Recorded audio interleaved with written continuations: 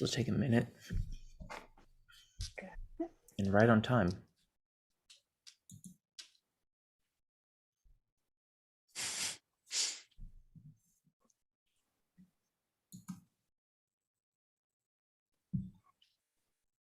All right, cool. I think we are now live. Great. Let me refresh and see if it's available. Aha, that is good news. One person watching.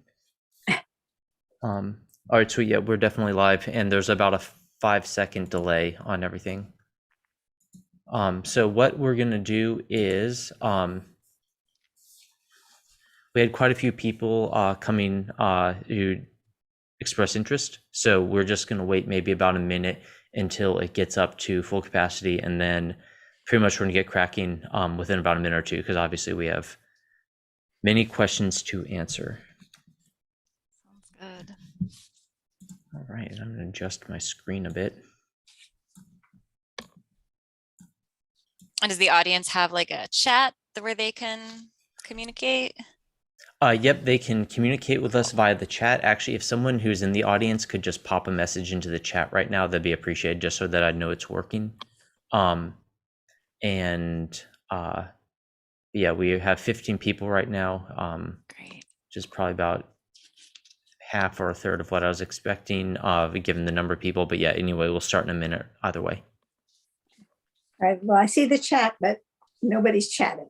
Oh, Mark Ebden is here. Excellent, sweet. So we are in very good company already. And I need to reply to that email. Cool. All right, sweet. Excellent. All right. Well, we have people. We are 2 minutes in, so I will not waste any more time. Welcome to the Q&A today. For some people's calculation, I believe this might actually be the 12th day of Christmas, depending on how you do the math. So one final Christmas present for the road. As Janet quickly yeah, if you start from 0 versus 1. Yeah, it depends where you start. Yeah. But yeah, so welcome. We have a large number of questions today, and I have a sort of a paper to help keep us organized and on track. Our guests, we only have 90 minutes with our guests. So what I'm going to do is I'm going to prioritize the consultancy questions. The questions that are focused on consultancy, we'll answer those first while we are guaranteed to have our guests. Once our guests leave due to time limitations, I'm happy to stay a bit longer to answer some of the more generic data science questions that people might have. And my main goal is that by the end of this, everyone who's listening in will have sort of a concrete idea about the next steps that they personally need to take if they're interested in building consulting business or just sort of exploring the possibility that they'll have one concrete idea, the next step in their plan. So next, I will introduce our guests. Actually, I will not introduce our guests for time. I will let our guests introduce themselves. Could you please let us know your name, your consulting company, a little bit about your educational background, because I think a lot of people are interested in what's educationally required to be a successful consultant, and then also basically how many years of work you put in, and if there's a specific business focus to what your consultancy had, that would be appreciated. And if you forget any of those, I'm happy to reread the list. So Kim, first. Okay. Yeah. Thanks, Glenn, and hi, everyone. So I'm Kim Love. I run my own consulting company, and I'm the only employee there, just to be clear, but it is still a company, and that is KR Love, Quantitative Consulting and Collaboration. I kind of regret the mouthful at this point, but it is what it is. So my educational background, I have an undergraduate degree in mathematics, and then I have a master's and a PhD in statistics. As far as how long I worked before I started my own consulting business, I had about 3 years in a postdoc where I was purely consulting for a single group.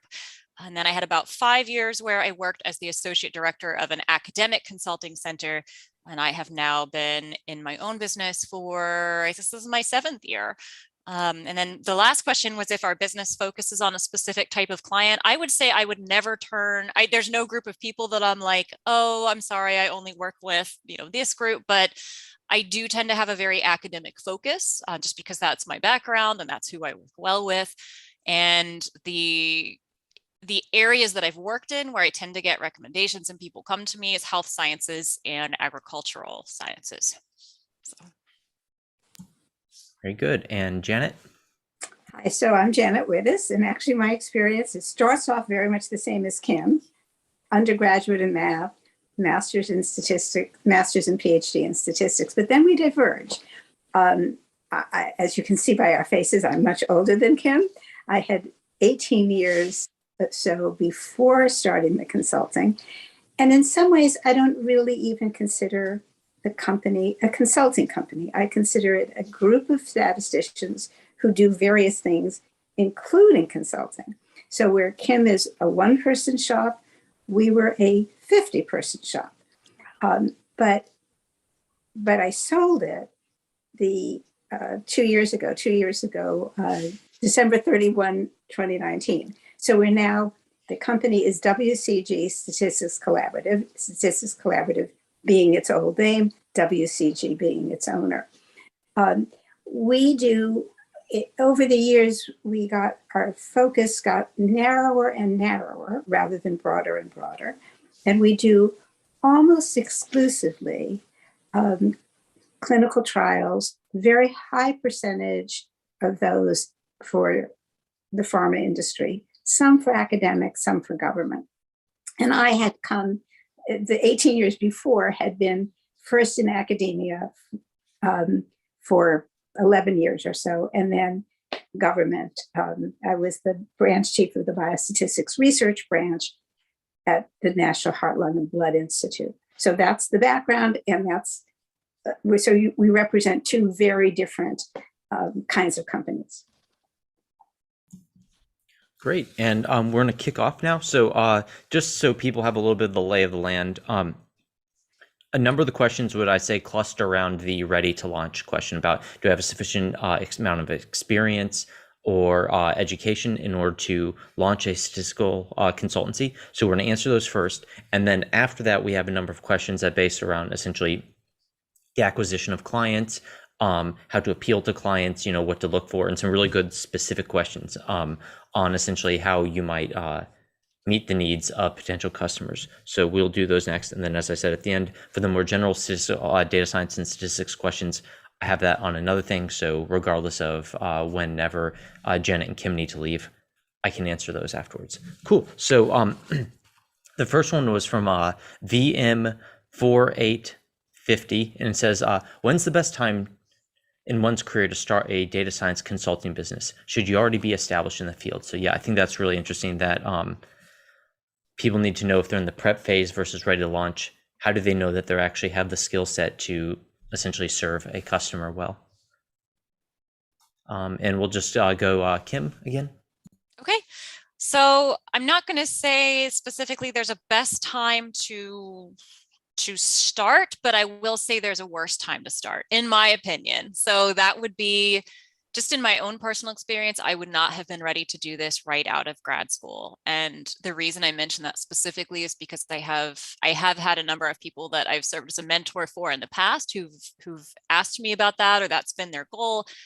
Unless you have been in a situation where you have an abnormal amount of consulting experience when you're in grad school, I don't think that's a good time to start. I think you probably don't have the experience, but also you're probably not aware of all the issues that you'd need to handle. It's not just consulting, it's not just talking, and I tend to use the term collaboration more than consulting sometimes. So I may start saying that as well, but I think there are a number of things to consider besides just helping people with statistics. Like in my case, I'm the person running this business. So there's a lot of administrative aspects to take care of. There's a lot of fiscal things. There's a lot of legal issues to take care of. And it's not just about your experience as a statistician or even just your experience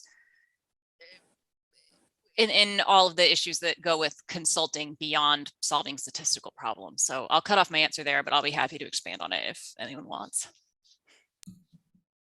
Yeah, and I'll just quickly interject that I think that one of the best things we can do is obviously because a lot of early career statisticians and data scientists are more nervous about their skill set.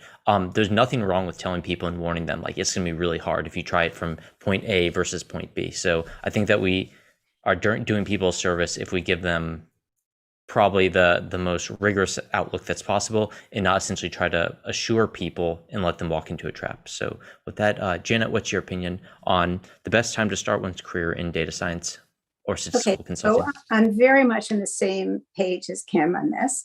I don't know a best time, but as she said, I know a worst time. The worst time is starting before you're ready and having too much confidence before you should. So I think it is extremely, I think there's three things, three broad areas. One, you have to be knowledgeable about statistics or data science, and know what your limits are. That's got to be ground zero. You have to be able to deal with people who are different from you and who may be different from anybody you've dealt with before. All of a sudden, somebody that you don't know shows up and has a serious question, and you have to relate to that person. And that takes a certain amount of personal skill. And the third thing, I said there were three and I already forgot the third. I don't count very well. But in my experience, so as I said, I had a lot of years beforehand. And so it's hard for me to know when I would have been ready earlier. But I can say that as people come and join the company, and those of us who are older and have been there for a long time sort of train them and help them along, it is very clear to me that it takes experience and mentoring for somebody to be able to be a good consultant. And being a good consultant for one kind of person doesn't mean you're a good kind of consultant for another. The other thing I would say is that if you start really early without a lot of experience, think about people that you consult for whom the job doesn't matter very much, in contrast to a job where it matters a whole lot. Now, everybody thinks their issues are really important and matter a lot, but some could be, you consult for an undergraduate who's writing a thesis and needs some statistics. That's pretty non-threatening, it's important, but it's not going to make or break anything.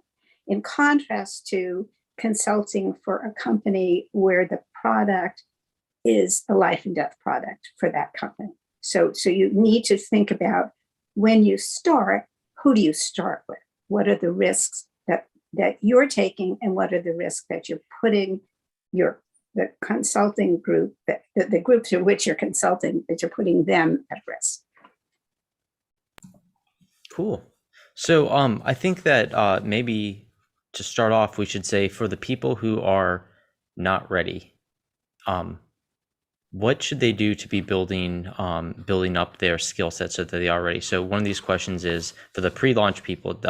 This is Wacko Emmy, who said, "Hi, I'm an undergraduate student in data science.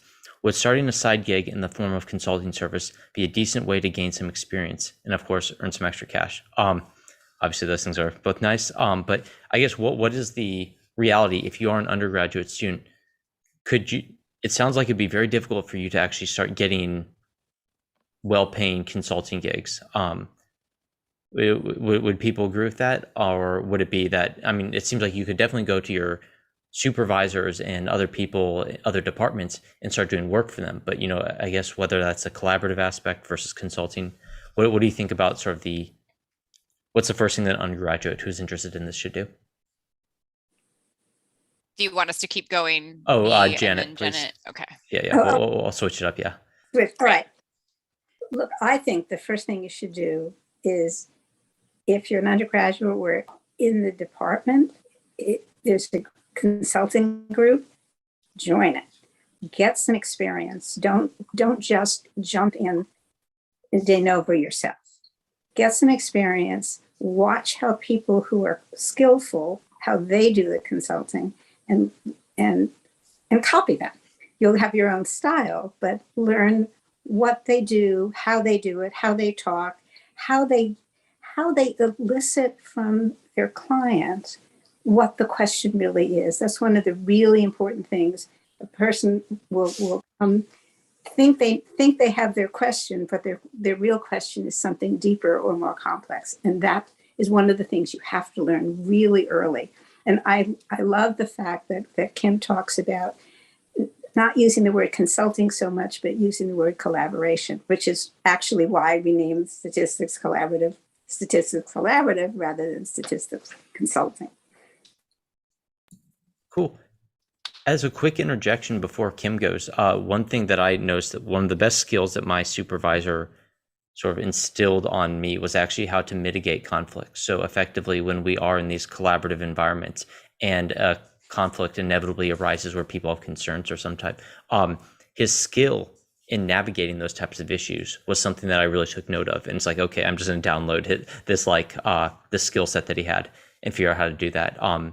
Especially we work in the clinical sciences and health sciences, so that's a big concern. But yeah, there's definitely a lot that you can be learning if you go and work with a supervisor. Essentially, try to download their skill set and then fit it to your own needs. So Kim? Yeah, everything Janet said, everything you just said. And then the last thing I would emphasize is I think it's great if you want to learn to be a collaborator, if you want to work with clients as an undergrad or whenever. I think the main thing is to control your expectations and control the expectations of the person you're working with. I don't want to say don't have confidence, but don't oversell what you actually have the ability to do. Don't oversell your experience. Honestly, I think one of the best experiences you can get is working for or with a friend.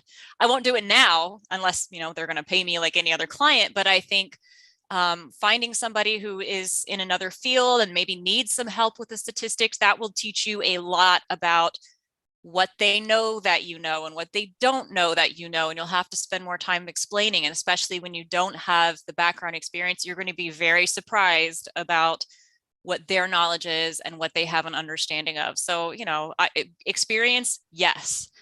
Great money, maybe not, but you might get some nice lunches and coffees out of it. And you'll definitely learn a lot about what you might see in the future.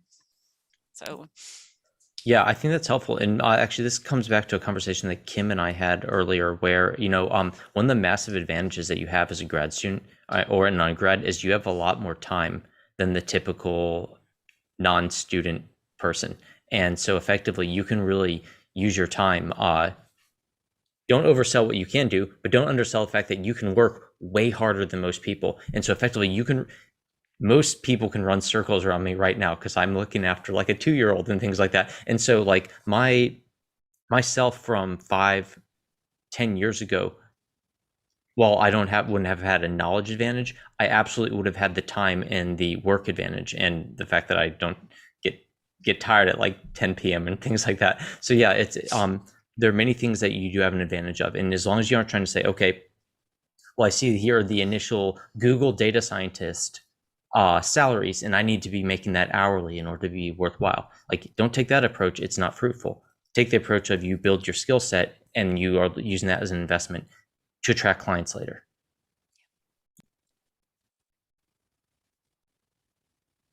Oh, and Kim and Jen, if ever you want to reply to my comments, feel free just to interject. Anyone can interject as they wish. So Great. Now the next bit is the PhD version of that. So we have Alex, who says, I'm interested in eventually starting an independent consulting business. I also have a PhD, but not in statistics per se. What do you see as the relative merits and downsides of getting a postdoc in an applied statistics lab versus working in an established stats consulting center or business? Are there other options that I consider? Very quickly first, is specifically statistics needed, or is a general quantitative area sufficient at this point? But yeah, then would it be better to be working in a statistical consulting business or working in an academic environment, for example, as a postdoc? Do you want me to take it? Yes, please. Okay, so I don't know if you're going to consult in statistics or collaborate in statistics, you have to know statistics. Whether the degree is in statistics or not, that depends on how quantitative the degree is, how much statistics it is. So I don't know really how to answer that, but you can't, but as Kim said, don't sell yourself in a way that's not truthful. But in terms of what kind of job you should have, in my experience as a statistician, wherever you are, you're doing consulting and collaboration. So whether you're in something that's called a consulting group or something that's called a postdoc in consulting, or whether you're teaching, or where I learned most of this was when I was in the government at MHLBI, the discussions that you have with your colleagues, and these are mostly medical colleagues that I'm talking about, is by its very nature consulting, even though that's not what you call it, because you're working together on projects, you're teaching each other, you're teaching them statistics, they're teaching you, in my case, medicine, and that way you collaborate together and you learn. So I don't think it matters what the name of the place is, but that you're working with people who are skilled at being able to collaborate with people who are non-quantitative. I think that's the important thing, or who are not very quantitative.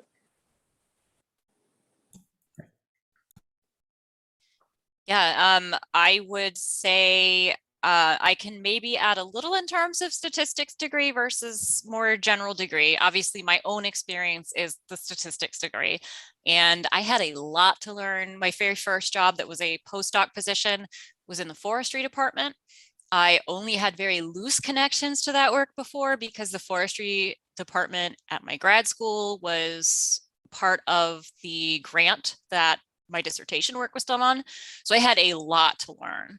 And I do think I would have had more advantages if I had more background in that area. So I often joke that I became a junior forester when I took that job, because I did learn a whole lot, and it did eventually, it helped me learn more about forestry, which I still do some work in that area now. And it also helped me more generally understand the process of learning to understand an outside area. So just having a statistics degree honestly wasn't enough to help me be as great as I could be at all the work I was doing.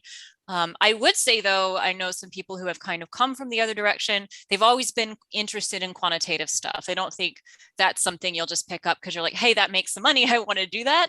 But I think if you're already interested in it, if you've sort of had a focus on some statistical things, but your degree is technically in another area, I don't think that's going to be a huge problem if you're willing to learn the material, if you're already interested in learning the material. Honestly, there are some clients I work with that will come to me with a particular background, and they'll have some statistical things that are very specific to their area. And I've maybe never heard of them before. I'm like, well, you're already better at this than I am, so get out of here. Well, not really, but I can lend something to it. But it's people really come to me and they're, you're a statistician, how do you not know this? And I'll be like, statistics, my part of statistics. So there can be some advantages to having, I think, a background somewhere else and being focused on the statistical areas of that background.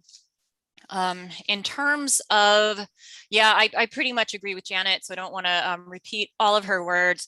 I think where you work, you are learning some basic skills that are going to apply anywhere, especially maybe in your first job. It's not really that important at all if you're working with clients and if you're collaborating with people who don't know as much as you know about statistics. I think maybe the next decision is who's doing work in the area you want to work in, because it is where you'll meet some contacts. It is where you'll kind of get to know people that could help you out in the future, that could be your future clients, that could spread your name. So I'd look more for who's working on the topics I want to work on, who's doing the work I want to do, rather than a specific type of consultancy or collaborative organization. So I think I'll end there.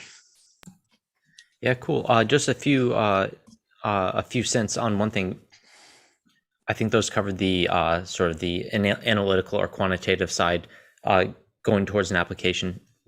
But there are a number of people, not a huge number that I know, but I do know a number of scientists, lab scientists and clinical scientists, who did have a knack for quantitative methods and essentially did come from that way and found themselves to be extremely invaluable to their company, and ultimately that company became a client of theirs. So effectively, because they had so much domain knowledge that, again, takes years and years to build up, that when they added their statistical component, I'm not saying that they're the greatest statisticians in the world, but they were like the domain experts who were really darn good at statistics. And that was also another way to branch forward. But the specific way that they did it, I would not have much information on. Daniel asks, in the last 2 years, how do you see the impact of remote work on statistical consulting businesses? Are there challenges and solutions? So I guess the thing I wanted to dig in on this question was, given that so much is remote right now, does that open up opportunities for people looking to gain these initial experiences? Or does it make it harder? And I guess alternatively, what tactics might one use? Kim, do you want to start off? Yeah, sure. So first I'll say in terms of remote work, welcome to my home. This is where I work a lot of the time now. I've definitely increased the amount of time I've spent at home, but that's not actually what the question is asking. When I think about it, it's remote work. And almost all of my work since I have gone private has been remote. I think part of that is the situation I came from. The university I used to work at is right down the street, and I felt very cautious about, dipping into that pool. I want them to go to the academic center on campus. I helped build that center. It's really important to me. So I kind of try to stay away from getting clients to come in person, to be honest. We had done some remote work there. The people remaining at that center weren't that interested in retaining that particular remote work, so it kind of came with me. I would say in that case, just in my particular instance, I wouldn't do what I do if I didn't have remote work. And that's been the case from the beginning, not just since COVID. So it's really COVID in the last 2 years has had very little impact on how what I do looks like. Like I said, I just do it from home more often than I do it from my office downtown. So in terms of how that might help somebody who's just starting, in terms of gaining the initial experience, I don't know if it's going to have much impact, because probably anybody who's looking for that work now or looking to have someone help them with something is probably going to be more open to the idea of doing it remotely.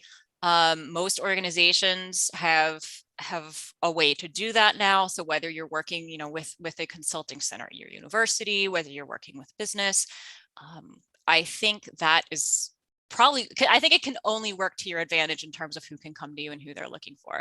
I think if you are taking a route where you on your own are trying to get projects and you're not really working with another group that already has some kind of reputation, it might make it harder. I was just talking to somebody actually about teleradiology, which is basically having somebody look at scans and imaging from a distance. And it's great because you can access experts who might have more expertise in the area you want, but people who are newer or have less experience are probably going to have less opportunity because you don't have to do something locally. So I can see how that could cause a negative impact for someone trying to start a more local business and statistical collaboration. And again, in terms of what I do, I don't know that I had any particular challenges. So I don't know that this is what I've been doing from the beginning. So I don't know that I've really needed to find solutions to this either. It just kind of made it a little bit more flexible for me. So I guess I'll turn it over. Yeah, and actually, I think in some ways it's been easier under COVID because we have Zoom.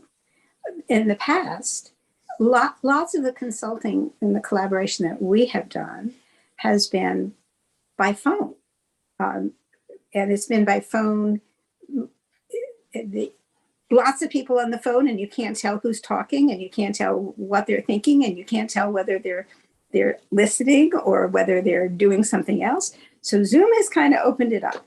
But yeah, like Kim, most of the consulting and collaboration that we've done over the years has been remote.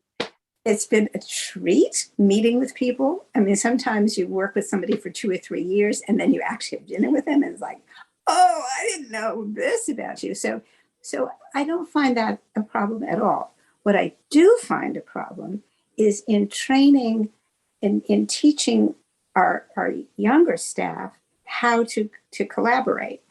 That is more subtle.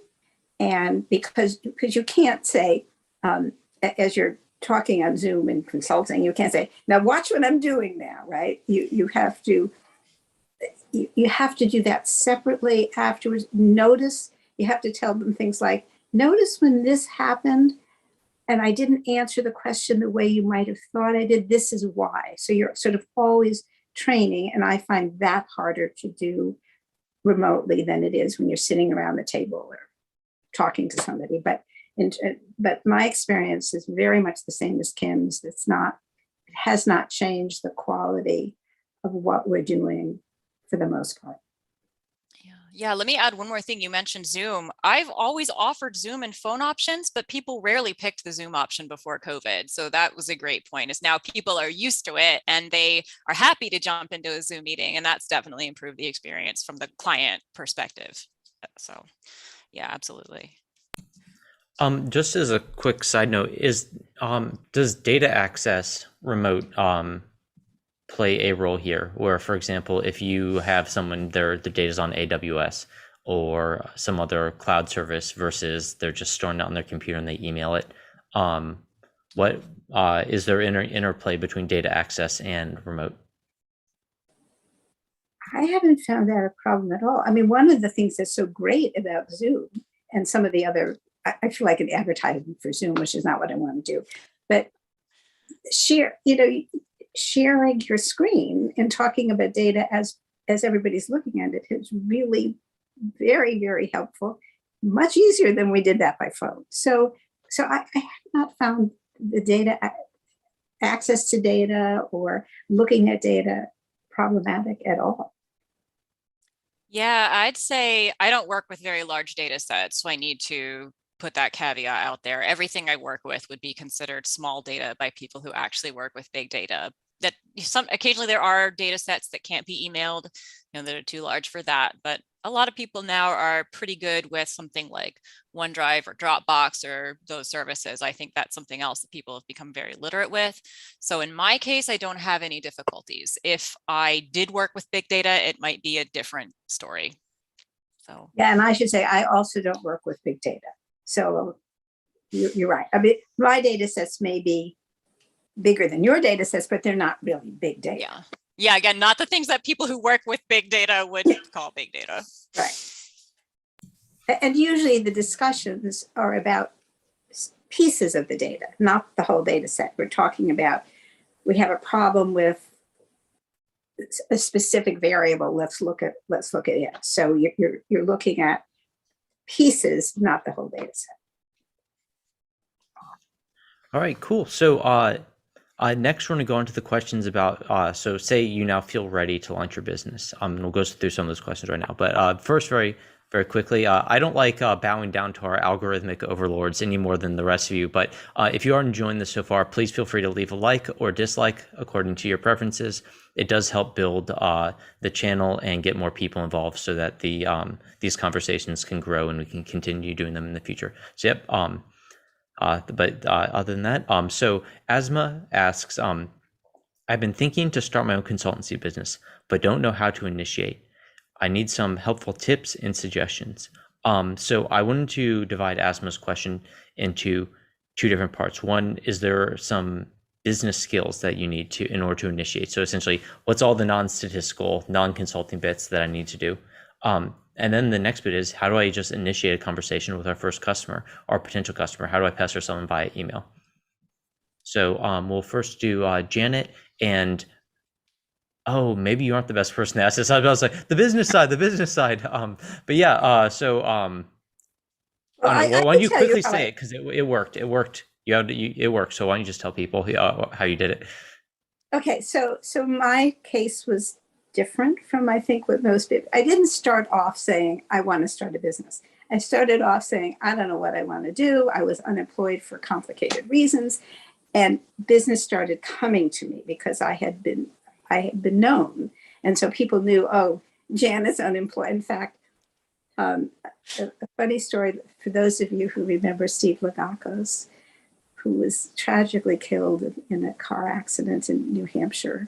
I forgot how many years ago, but Steve saw me that the year that I was unemployed. It was, I think, 1989. And he said, Janet, what are you doing? And I said, oh, I'm a woman of leisure. And he said, oh, is that a women's lib group? I said, no, Steve, I'm unemployed. But people started coming to me because they knew, oh, here was this statistician who didn't have a job. And so that's how I started. It wasn't planned. And then I had to figure out how to bill and how to do business. So I figured it all out as time went on. And can I tell my story about the 3 states, Glenn? I'll tell you that, so just to give you an real example quick. Yep. of how I didn't know how to start. So I'm in DC, and our first employees were in DC and Maryland and Virginia. So I had 3 states to work with. I used to live there. That always happens. It's Yeah. yeah. So I had no idea. And I figured, okay, what I'll do, I don't know, I don't have, lawyers are too expensive.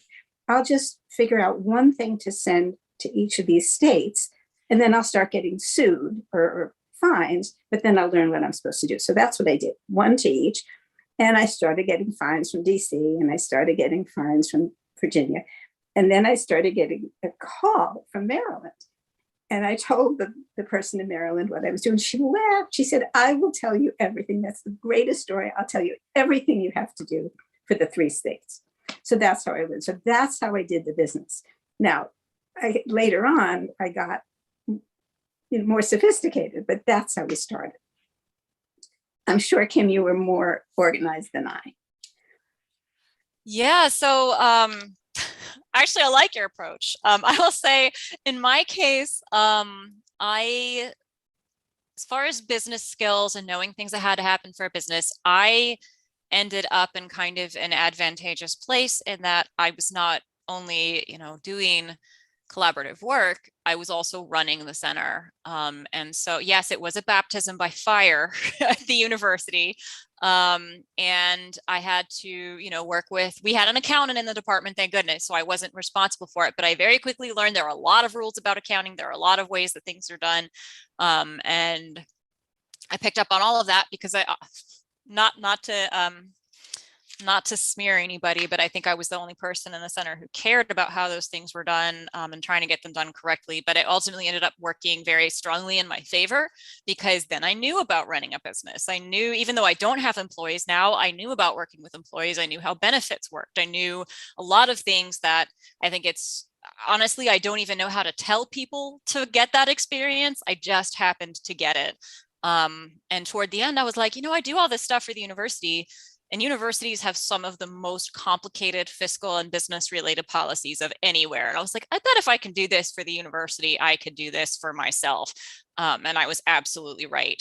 It was actually much easier than all the hoops I had to jump through at the university to manage that center and all the surrounding business issues. The other thing I will say, though, I had the advantage that I had some savings. I didn't have to take out a loan, and I will say I agree with Janet. Yes, a lawyer is too expensive. I also, though, said I just need to pay the too much money and get them to set things up for me. So I did pay a lawyer to set up my business, to register it legally, to talk about what kind of business I wanted. I pay an accountant every year now to do my taxes for me because I know what I'm good at and what I'm not good at and what I want to spend my time on. And just getting the information together for that accountant, that is enough tax work for me. So just like I ask people to pay me for the skills, the statistical skills that they don't have, I pay other people for the skills that I don't have or would take up too much of my time to make it worthwhile. And I think ultimately I'm glad that I took that route instead of trying to spend less money, but spend a lot more time and energy on the business aspects of it. So one thing I'll say, if you're looking for help getting started, there's something called the Small Business Office. I think at some extent it's at the federal level, but it's going to be run at the state level. And just because I'm close to a university, I'm lucky enough that I have a small business office for Georgia right in my county, basically. But I would say look that up, Google Small Business Office, look at your state, see where you can find one. They usually offer free or very inexpensive classes that you can take, and they're willing to give you a lot of advice. So it's a great place you can start. I want to just say, I pretty quickly, I did hire lawyers and yeah, it was only in the very beginning when I thought I didn't know, I never took a loan. and so that was part of the problem. If I had been a real business person, I would have known when you start a business, you take a loan, you have money to support you, and then you do things in a rational way. I didn't have that. So because who knows why, but yes, I wanted to be legal and efficient. And yes, I hired people who were really good at what they did for all the business aspects. Yeah. Cool. So I guess maybe just a quick summary is that if you are looking to set up something like an LLC, Google how to do it so that you don't get, you don't get carted away. There are many advantages, and keep in mind, whatever money you're going to earn, divide that by the number of hours of doing it yourself, and then essentially calculate the amount of risk of essentially trying to fill out legal documents yourself. I think a lot of things like registering in states is pretty easy to do yourself. But at the same time, there are other aspects like one's taxes, which you might not want to, might want to leave it to a professional, especially because as you're getting business expenses and things like that, it's important to know what's legally inexpensive. So basically, use Google to research and figure out how to do that so you don't get carted off. Now onto the non-business aspects of this. How should you pester your first potential client so that they don't feel pestered and say yes? So Kim, you better take this. Okay, I will give my answer. Again, I think I lucked into a situation, so I don't think this is like great advice necessarily for everybody's situation. I, again, had already kind of established myself at the university. People knew me personally already. They had worked with me on a number of occasions, but I also didn't want to steal clients. So I didn't go around saying, I honestly think that if I had wanted to steal clients, I could have just sent an email to everybody and said, good luck, I'm leaving. This is where you can contact me if you want me. Like, I think I could have done that. I really didn't. The only people I really did that to was after talking with the other folks at the center. Again, we kind of agreed there was a group of clients that I really liked working with. Nobody else liked working with, and they were quite happy for me to contact that group of people. Which was actually students at online universities getting master's degrees and doctoral degrees who were all encouraged to find a statistician. I think maybe because it was more remote, maybe it was because they had such a low level of statistical knowledge. And I love working with people who have almost no background, and everyone else at the university kind of didn't like it. That worked out really well for me. Plus, that group of people, they tend to refer a lot because everybody in that group is going, I don't know what a statistician is. I don't know how to find one. So, once my name was in that group, it really took off from there. So, general advice, if you have people you've worked with for a long time, that works out great. If you don't, I don't have so much advice on that situation. But I think that's part of the reason too that I say don't try to do this right out of grad school, because I don't think you'll have those long-term relationships to bring with you. Yeah, and my experience is pretty similar to that. As I said before, when I started, I knew a lot of people from my past experience, and so they knew I was unemployed and they came to me. And they were like, you mean you have time for me? Okay. It's like, I had lots of time. And then once you start doing that, they refer you. So it becomes a referral network. So I never had to go look for clients. They came. I don't know if I had started earlier, I don't know how I would have done it. Yeah, so I guess the common theme here is that you tend to rely on your initial networks because it's a hurdle. Considering the challenge as a young statistician or data scientist to get hired, there's a hurdle that you have to show, and it seems that probably the hurdle to do consulting work is even higher than that, because effectively, you aren't going to be fully embedded into a company. It's going to be probably harder to like manage or monitor what people do. So effectively, the skill set that you might have to demonstrate is much higher. So while I guess you could see that there are certain economic advantages for a company to hire a consultant. At the same time, it does mean that you have to pass a certain threshold. Cool. Yeah, I agree. I think this also covers your answers cover Alan's question, which is one, how do you find your first client? And two, if you're in academia, how do you transition to consulting? So I think Kim has answered that question pretty well, and Janet's addendums are also helpful to that regard. Yeah, I mean, I was never a professor, so I wasn't tenure track, but I know at least in the universities that I've experienced, it's very easy and open for you to do consulting. There's not a lot of restrictions on it. Like, I think you're not allowed to let it be over a certain percentage of your time in most cases, but legally you're very much allowed to do consulting as a professor and to charge for it. And so start doing it kind of on the side. I think that will get you that network before you leave academia completely. Cool. And I guess on that note, maybe a quick question to ask is, because obviously when people are young and energetic, they have all this energy, they'd like to just get straight to the path that they're wanting to go on. Is it plausible, as just one plausible scenario, where if you want to be long-term doing consulting, that you're better off essentially taking a day job where you continue to build up that experience, you get paid for it, and essentially you take these other jobs with the expectation that you're investing in your ultimate consulting, as opposed to saying, no, I need to start it now and start trying to get clients? Yeah, I think that's right. But I think if ultimately you do want to do consulting, that first job or those first jobs should be pretty broad. You don't want to take a job where you're doing a very narrow function, because that's not going to train you to identify problems, to be able to jump. I mean, one of the things about consulting and the kind of collaboration that we're talking about is you're jumping from one thing to another.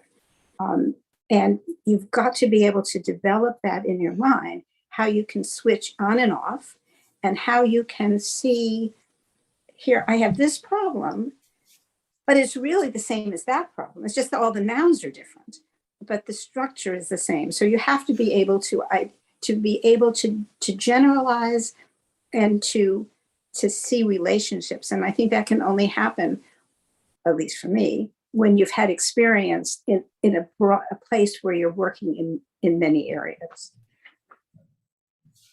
Yeah, directly on what Janet said, when I first got out of school, I was working in a postdoc in forestry, and we did very specific things, and I did very specific analyses. And that definitely taught me a lot about working with people who aren't statisticians. And then when I moved on to working in the consulting center where I worked, and I was suddenly faced with a whole lot of general problems again that weren't even necessarily forestry related. It was like I had to relearn a lot of things. I actually had to go back and look up how to do a t-test in software because I hadn't done a t-test in software in so long. So specializing in an area that was totally foreign to me taught me a lot, but then unspecializing and going back to being able to apply that stuff I'd learned to a broader array of subjects was a whole different thing that I had to do. And then the question you'd asked was about transition, I think, and does it help to like kind of start out doing it on the side? When I transitioned to my consulting business, again, I feel like I have a number of things about my situation that just got very lucky. And I didn't even intend for this to happen, but they weren't able to replace me immediately in my old job. And so we came up with a deal where I would contract with the university and kind of finish up some of the things I was doing, help out on a part-time basis. And that worked great. I was prepared to have very little, personally, I was prepared to have very little income that first year.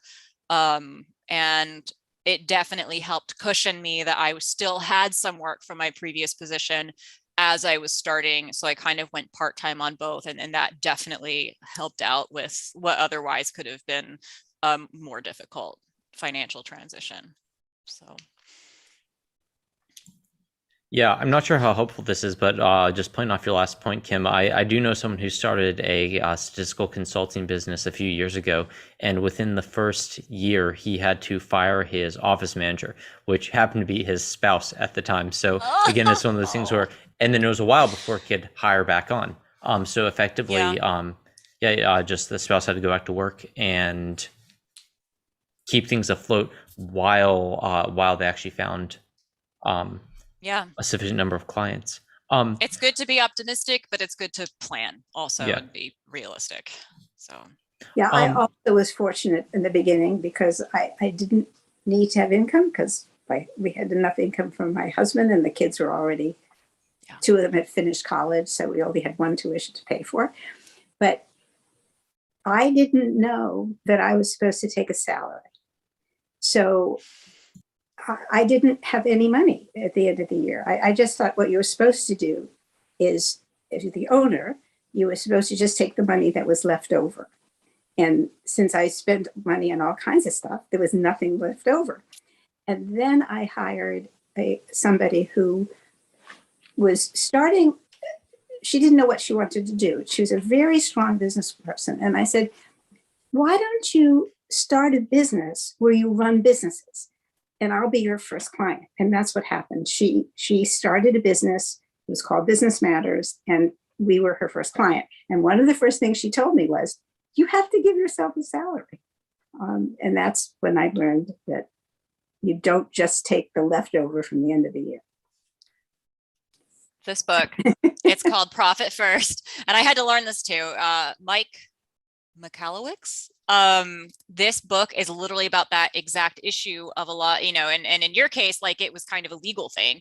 But also a lot of people feel like they have to keep building up their business and they have to keep investing in it. So one day they'll get that big return.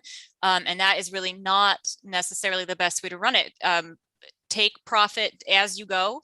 And don't wait for the big landfall. If you're not taking profit as you go, ultimately that makes the chances that you'll be successful in the end much smaller. So build slowly and make sure you're living. Make sure you're paying yourself the whole time. Yeah, but this is a great book that talks about that exact principle. Cool. We have a question from Moats who said, how do you find clients? Where do you network? Where do you advertise? And I'd like to focus on the second to those, where do you network? Where do you advertise? Because it sounds like word of mouth is the main way that you guys get your new clients. Well, it's word of mouth, but also, I go to lots of professional meetings. I go to JSM, I go to ENAR, I go to clinical trials, cardiovascular, CVCT, cardiovascular clinical trials group, the ASA biopharm group. So I go to a lot of them. Now that is valuable to me for learning, because for obvious reasons, when you go to meetings, you learn a lot, but it also is a networking thing. So that's been really important to me, both for myself, professional growth, and for seeing people and for networking.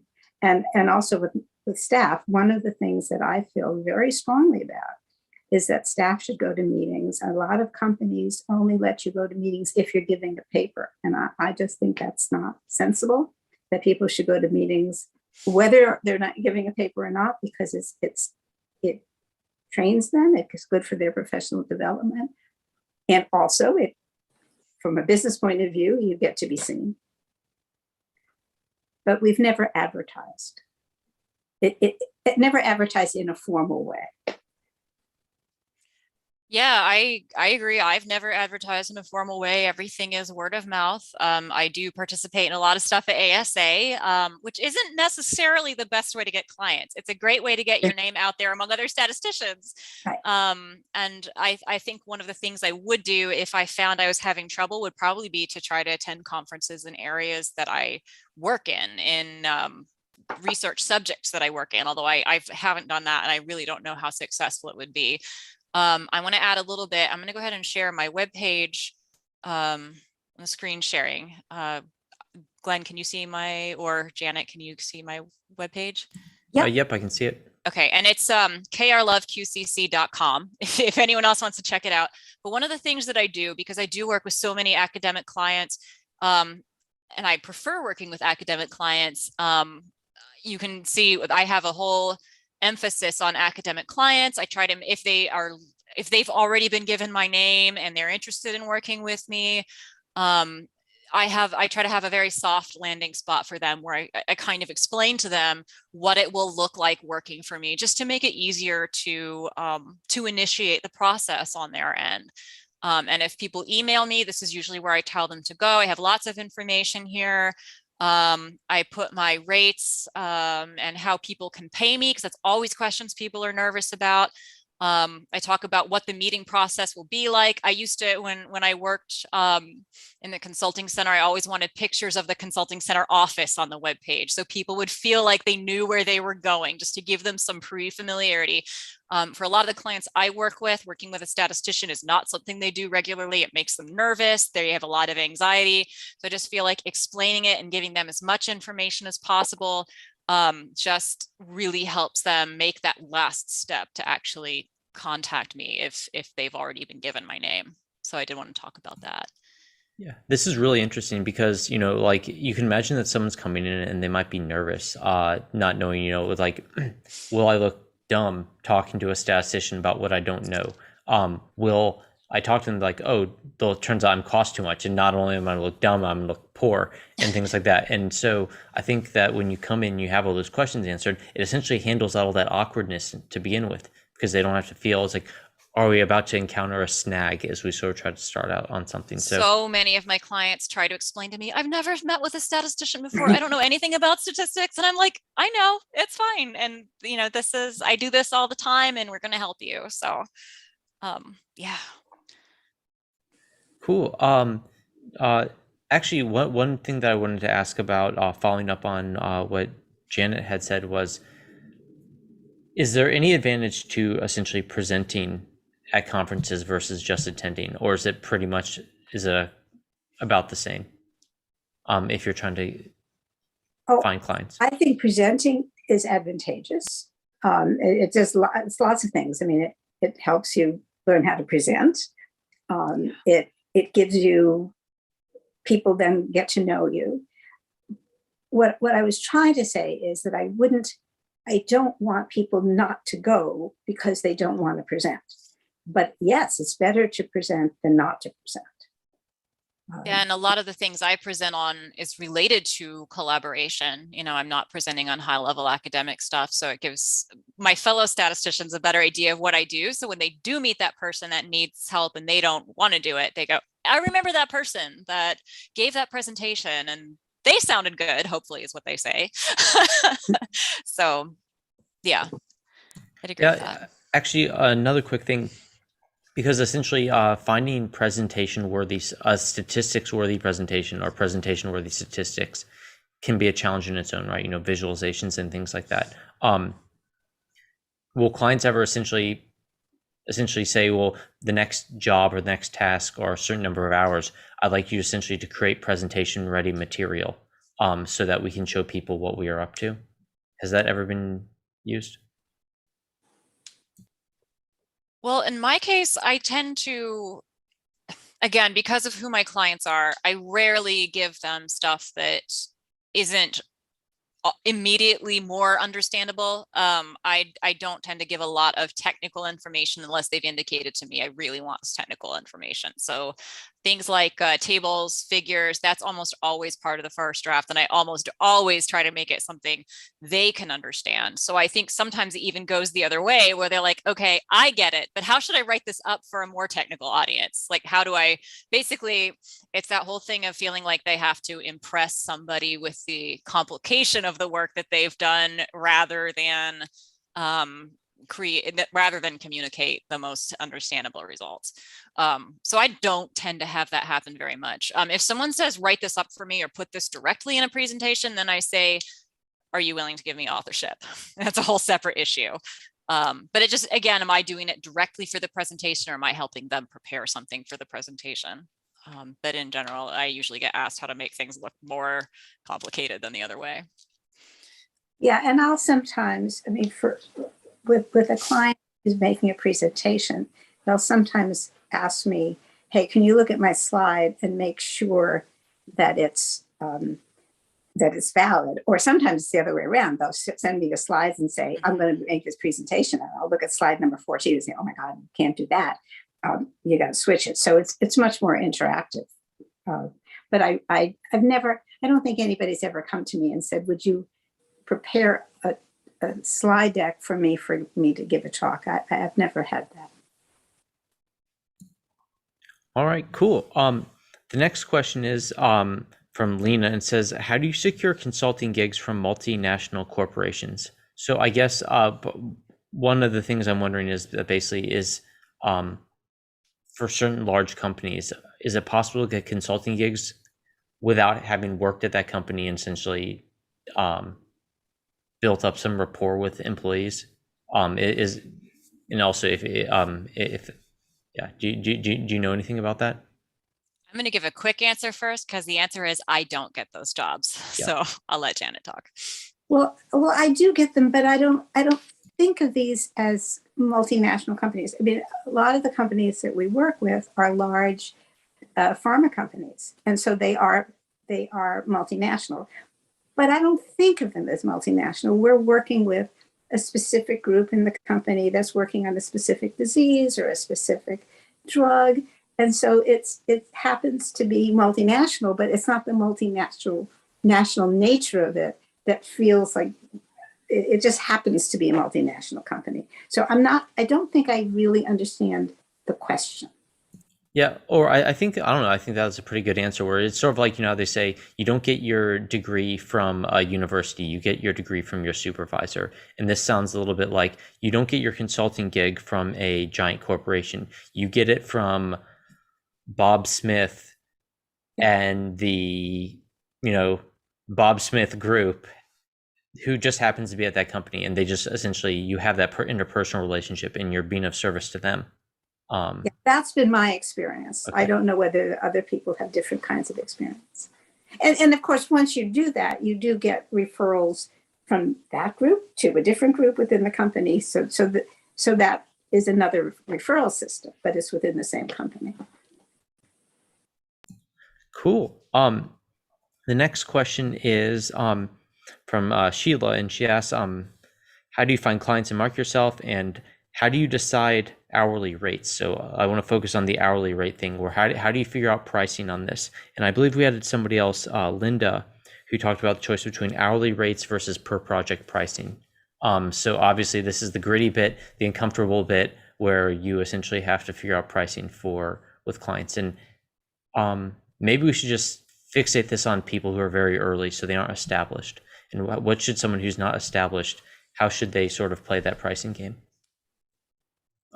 Kim? So when I first got started, again, I kind of had some guidance because the rates from the consulting center I used to work at were set, and there they priced in a couple ways. One was, are you part of the university or are you from outside the university, and who is working on your project? Everything there was hourly. We charged less for less experience and notoriety. So graduate students tended to have lower rates, and I had something in between. And then the tenure track professor who was part of the center had the highest rate. So I mean, it was according to experience and basically how much funding have you already put in? Because if you're paying overhead to the university, that's different than if you come from the outside and you're just paying from scratch. That kind of guided me. And I mean, it's just me, but I do have different rates according to different types of clients. Academic clients get my lowest rate for a couple reasons. One is I want to attract them. I want to be competitive and I want to be affordable. Academic clients, especially graduate students, don't often have an outside source of funding, and they're often paying for it themselves out of pocket. And again, I like them. I want them to come to me, and I'm willing to take less money for it. I charge the most when a corporate group is hiring me directly. And I charge something in between for government and nonprofit work, and individuals who work at a company and are supposedly getting a salary from that company, and I'm helping them improve their work, but they may not be getting profits from a product or something that'll come out the other end. All of that being said, how did I decide an actual rate?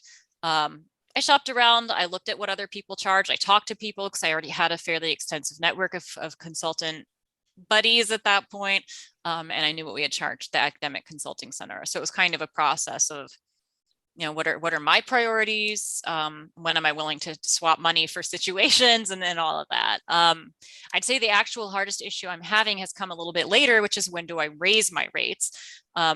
Inflation is real. I had, and if you're working for a company, you get an increase in your salary each year to adjust for cost of living. And if you're performing well, when it's just me at this company, I'm like, I don't need I don't need a raise. I don't need more money to cover the cost of living. And actually I do just as much as anybody else. So I think after 5 years, I did raise my rates by about 10%. And that was actually not even an issue of feeling like I needed a raise as much as it was. I've now found more situations where people may ask me for a referral fee. Like someone at another company might want a referral fee, and my original rates honestly were not high enough to accommodate that. So that's even more why I raised my rate. But as far as getting started, a lot of it was benchmarking and just seeing what's going to make me competitive, and how much experience do I have? How much is that worth? Yeah, I think pricing is very hard. I started off by trying to figure out whether other people were earning, and looking at actually grants to see what people were charging in the grants. So that's how I started. We also have a couple of different rates. We have rates for government, not for profit, academics. That's lower than for companies. At one point, I don't remember how long ago it was, I did a lot of work along with lawyers. And at one point, one of the lawyers that I worked with said, if you don't raise your rates, I'm not going to work with you anymore. And so I said, oh, but it's very hard. When you raise your rates, you feel, well, I don't know. I always felt very uncomfortable doing that, but you sort of have to. As far as the other question you asked, how to decide whether to charge by the job or the hour, that's been very difficult for me. Hour is easy. How many hours, and you multiply it, and that's the number. And then I don't charge if I make a mistake. I don't charge for the hours when I make mistakes. Charging by the job is very hard because I think we tend to underestimate how long things take, right? And so for a long time, when we would charge by the job, we wouldn't do that very often. We would just say, okay, this is one we can try to do. We would charge by the job, and we always underestimate it. And so by underestimating, I mean that had we charged by the hour, it would have been considerably more. And so what we learned to do is to figure out what we thought we were going to spend and then increase it by 30%. And that was not enough, but it was much better. And it's taken us many years to be able to estimate reasonably well. And we only do it in cases where we know the client well, we know the scope. It's not going to, I call it scope creep and scope leap. A scope leap is when you have a different thing to do, you leap it, and you know how to bill. Scope creep is, can't you do this? Why don't you do this little bit of extra? And it creeps and creeps and creeps and creeps, and you never catch it up. So I'm not answering your question, except to say, I find this one of the most difficult parts of a business.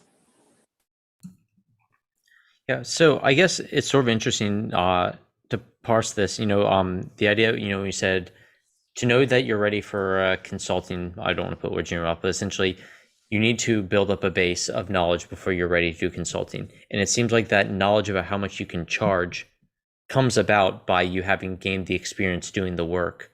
So effectively, the same thing that allows you to get the experience to attract clients, to know who your clients might be, is the same type of activity that should give you some insights into how much you can charge. Is that a good synthesis of what you've said, or? Yeah. Okay. That's how I learned it, for sure. Yeah. Cool. I Yep. think that you sometimes learn what other people are charging. That sometimes comes out in various ways. And then you say to yourself, am I charging too much? Am I charging too little? So you sort of calibrate over time. Mhm. Yeah, and with regard to hourly and project, I won't take up a lot of time. I almost always charge hourly, but I find I have the same difficulty giving estimates that you would have if you were trying to charge for on a project basis. And sometimes I get to the end of a project and I'm realizing I didn't estimate enough hours. What do I do here? And a lot of it, has to do with my previous relationship with the client, how much am I enjoying the work? And I'll often reach out and say, hey, I'm going to throw in an extra couple of hours on this because I estimated poorly, and please like me, and please, please think of me well. I do find though that not doing projects and estimating it does help a lot, even with scope creep, because then when someone emails me and says, hey, can you also add this? My immediate response is, sure, that'll take me about half an hour to do. And so it does definitely help with that. But I think also there are some clients who probably wouldn't appreciate the hourly charges and might choose to not work with me because of that. So I think probably I do lose some interest from people that might come to me if I did more project level charging.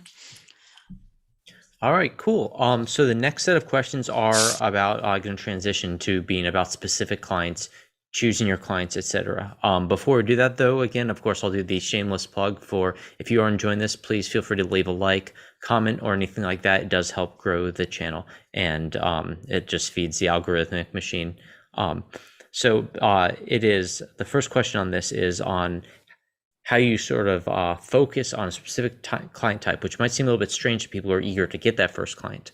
But maybe it can help you sort of more rapidly develop that valuable service or find a good rhythm for delivering value. This one's from Emmanuel, who says, is it preferable to work with clients that have statistical or analytical champions that can carry the work on?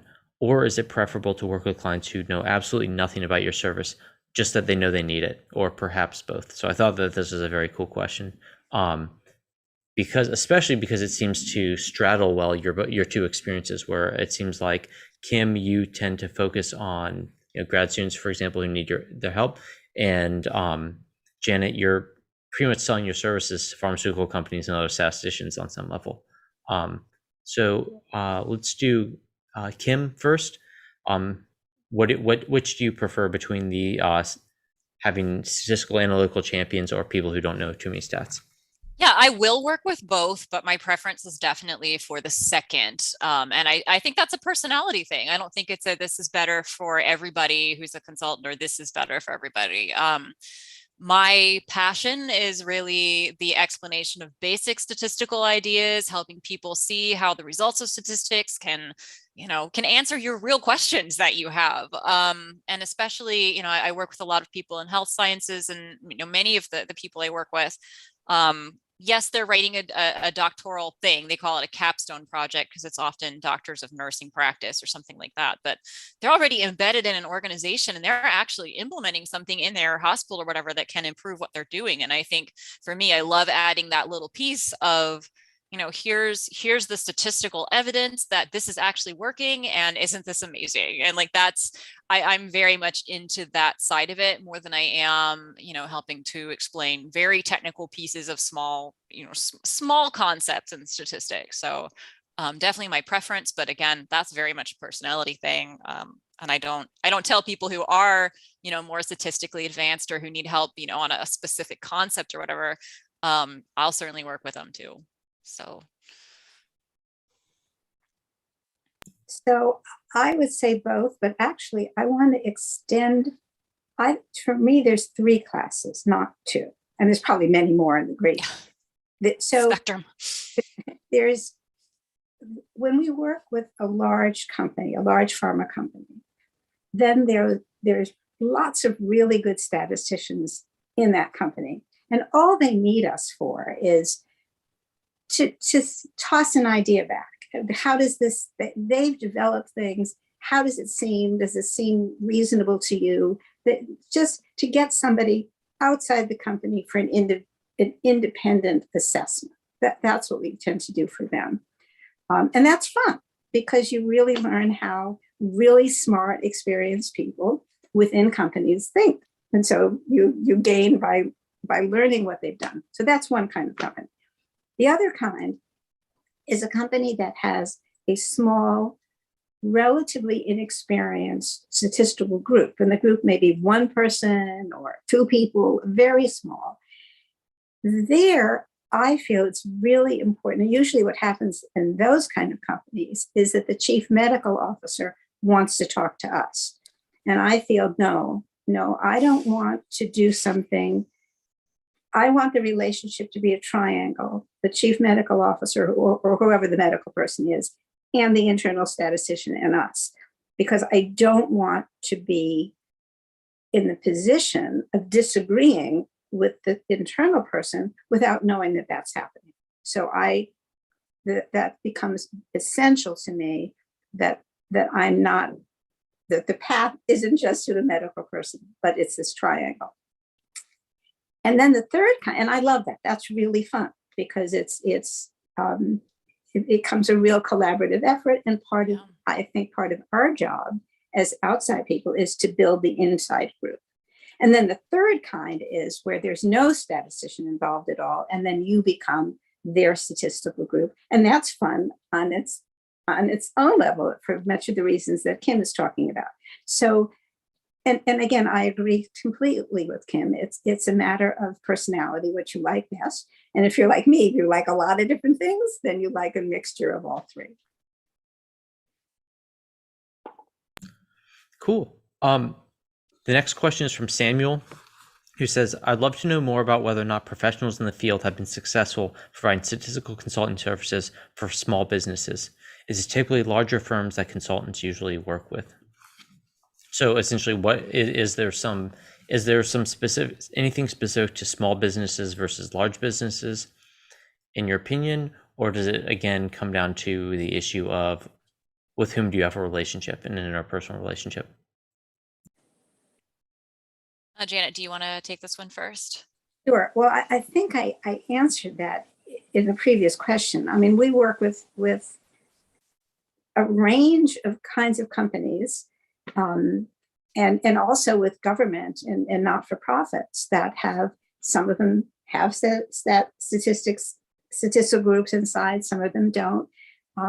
I think there's a need for statisticians in all those places, but your role is different.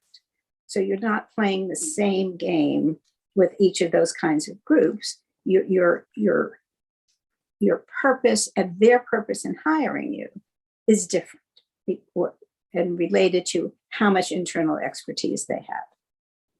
Pam, what do you think?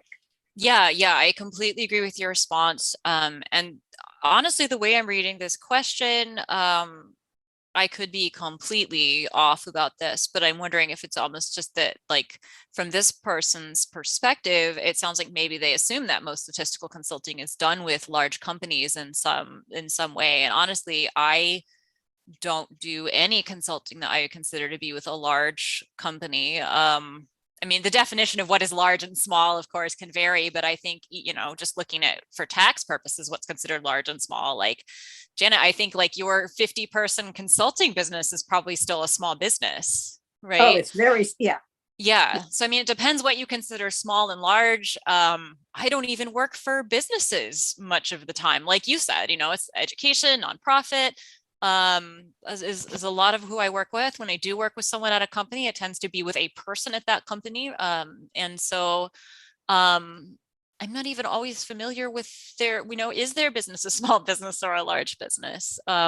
So I think sometimes a large business may have more just cogs in the wheels that are already set up. And maybe they know what they're looking for in a statistician. I think small businesses maybe need more help knowing what they're looking for. And so, but it's often a lot, I don't want to say more valuable. Obviously you're valuable in both of those situations, but I think you have more opportunity to make yourself more valuable. And if you start working with a small business, I think you may be more appreciated even than you would be in for working for a large company. Appreciated at some level, like at the company level, whatever that is. But yeah, I think what I would say to this question is, I don't think it's all that typical that consultants really tend to work with large businesses. I'm guessing it may even be the opposite of that, though I'm sure it varies a lot, because I've met and I'm Janet, I'm sure you've come to understand this too. Like, lots of consultants have different kinds of clients, and it's really easy to forget that, there's so much more out there than just the kind of work that you do as a consultant. Yeah, I want to add something that reflects what we as a company do. We work with drug companies, and drugs are highly regulated in the US and in Europe and all over the world. A small company that has a molecule and a chief medical officer and a few other people know that they have to get statistical help, because the regulations they're not going to be able to go to the regulators without it. So there's a huge demand in small pharma companies and small biotechs and small medical device companies to have statistical people, consultants, or internal people working with them, because of the regulatory environment. Now, I don't know, other industries may not have that in the same way, and I just don't know. It's not my experience. It can vary a lot. It can vary a lot depending on the industry. A lot of, like, the groups I work with, for example, for pest control stuff, agricultural pest control stuff, they also have a lot of regulations like that. But other companies, pretty much nothing. So huge range.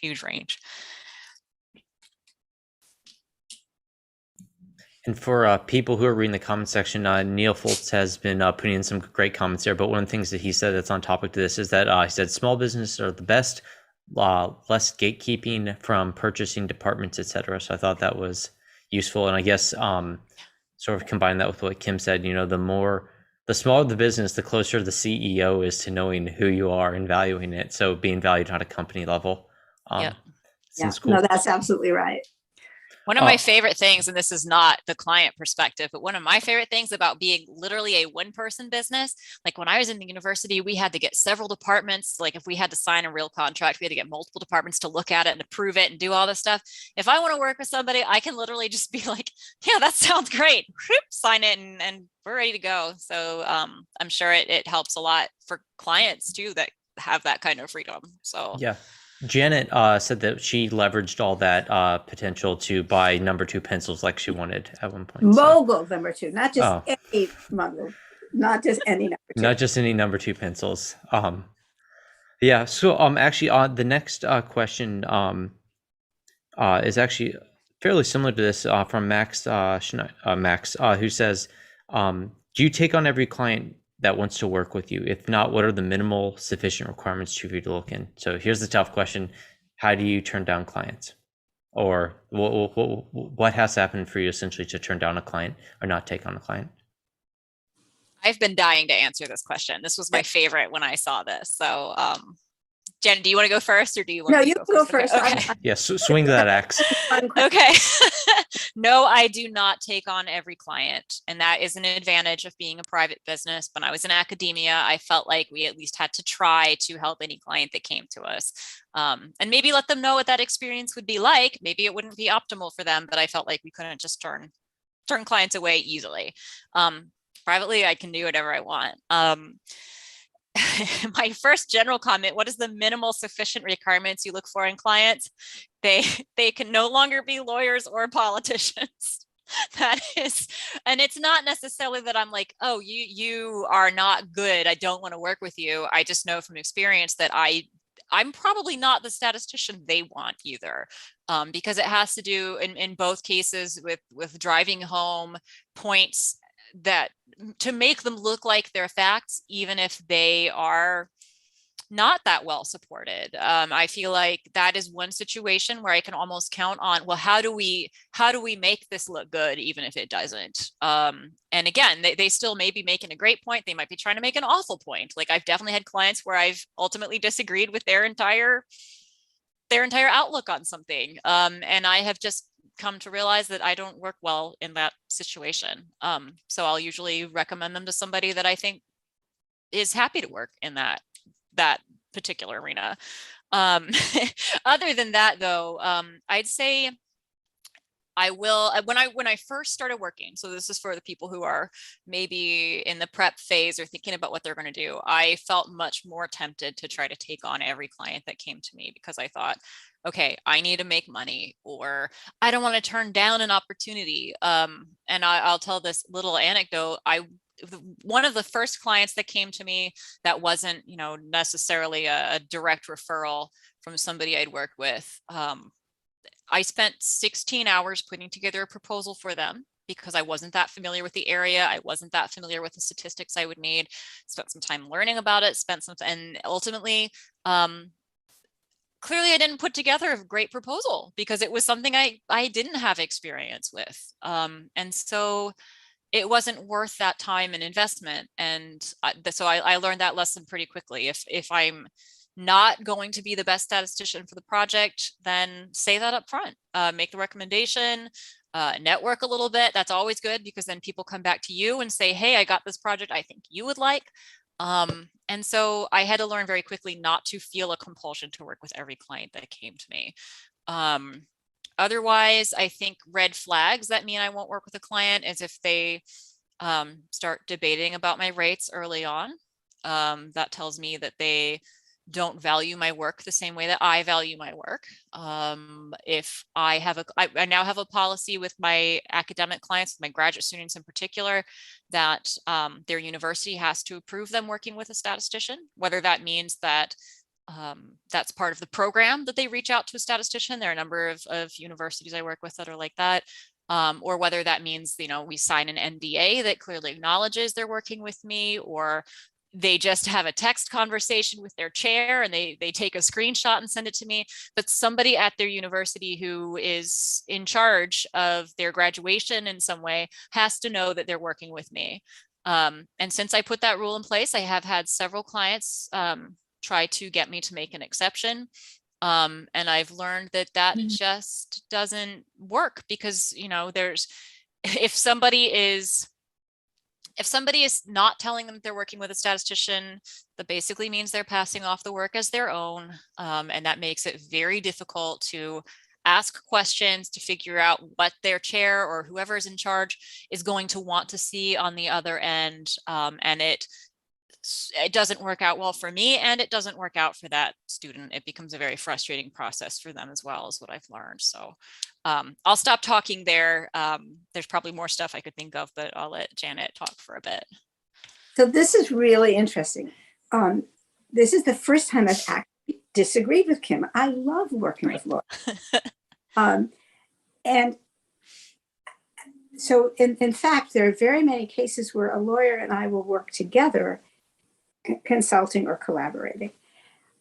Their job is different from mine. Their job, they are advocates, right? Their job is to put the best case forward for their client.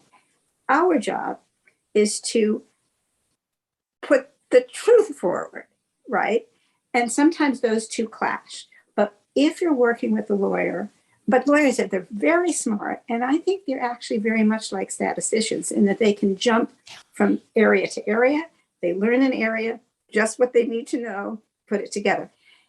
And so it makes a very exciting and interesting collaboration when you work with a lawyer, where you can really talk and disagree. You get this close together, and then you're separate, because they want to advocate and you see the negatives. But if you can do that in a positive way, and the client understands where the two of you are, it can be very exciting. So I like working with lawyers. The kinds of things that give me pause, and I also don't take on everything. One is, if somebody comes in and says, here's my problem, it's going to take you 2 days, and that's it. So they give you a timeline that wait a minute, no. So if the time is too short, or even if there's not enough information to judge at the time, I'm out. If it smacks of unethical stuff, and sometimes and I think that's what you're talking about, Kim, when somebody wants to circumvent the rules. sometimes you don't know that in the beginning, but sometimes you can sniff it out that you're not being told the whole story. Or I don't want that. And then the other thing that I will get rid of clients for is if they're not good to staff. There are people that are lousy, the young people, and we just don't tolerate that. And the other thing is sometimes the work isn't interesting. And if I'm really busy and something comes that isn't really interesting or important, I just don't want to do it. And I'll refer them to somebody or something, but I don't want to spend my time on things that I don't enjoy. And you can't tell somebody, oh, your problem isn't interesting. You can, but Yeah, right.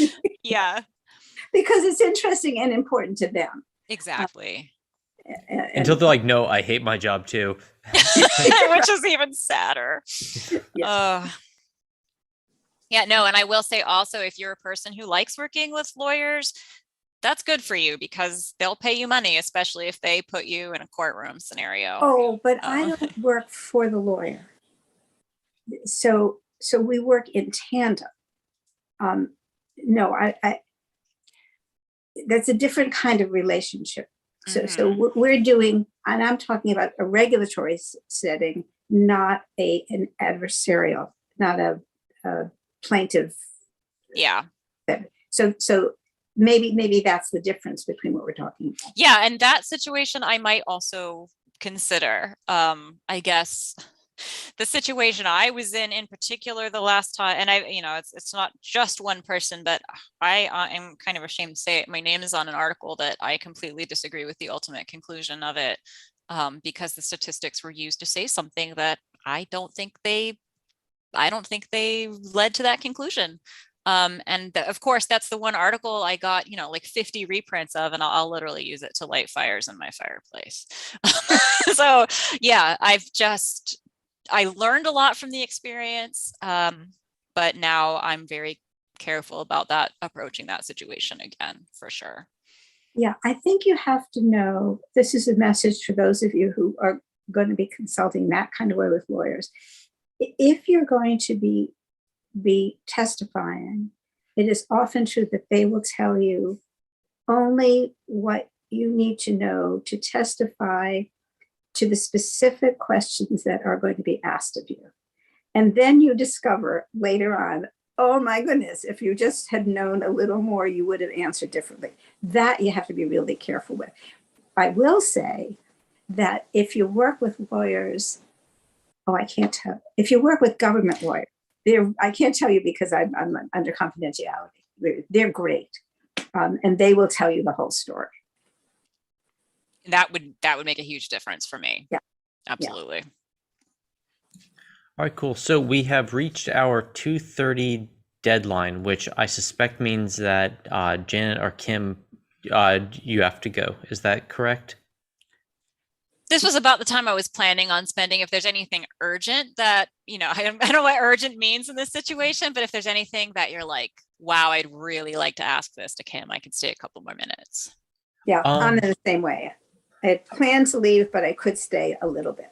Why don't we do one final question for the people who sent in their questions early, and we'll then just wrap this up, or we'll do lightning round. We'll do two, and we'll do lightning round on them. This is from Matteo, who asks, is it better to have a statistical niche as a consultant or to be more general? Because one of the things I noticed that Kim said, like when you're coming back, you went from having a niche to saying, oh, I need to learn all these general things.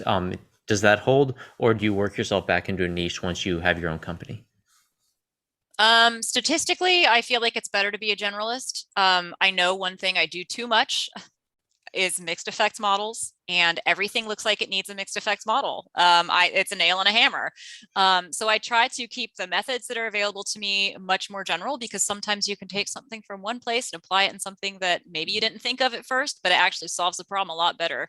In terms of specific areas that I work in, I think it's almost unavoidable to become a little bit more niche, because that's where I get my referrals from. That's why I end up with so many health things and so many agriculture things, because that's what I do and that's where I get my recommendations from. But I try to keep the statistical methods available to me sort of broad. Yeah, I totally agree with both. Broad statistically, but relatively narrow in application. Cool. And the final question, and this is also from Mateo. What level of schooling is recommended or required to start a consulting business? So, and specifically, is it important to have, does having a PhD or master's degree substantially help you? And two, how does that compare to just actually knowing the people who are going to give you jobs? Janet, I'll let you go first.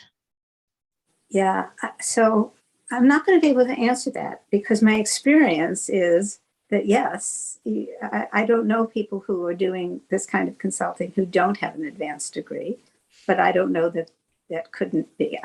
Certainly there's advantage. Actually, you've learned a lot by getting the advanced degree, and people do respect the degree. So I think there's an advantage, but whether you could do it without, I don't know. Okay, yeah, I know people who do statistical consulting with both masters and PhDs. I don't know if I know anyone who has a career in it from an undergraduate degree.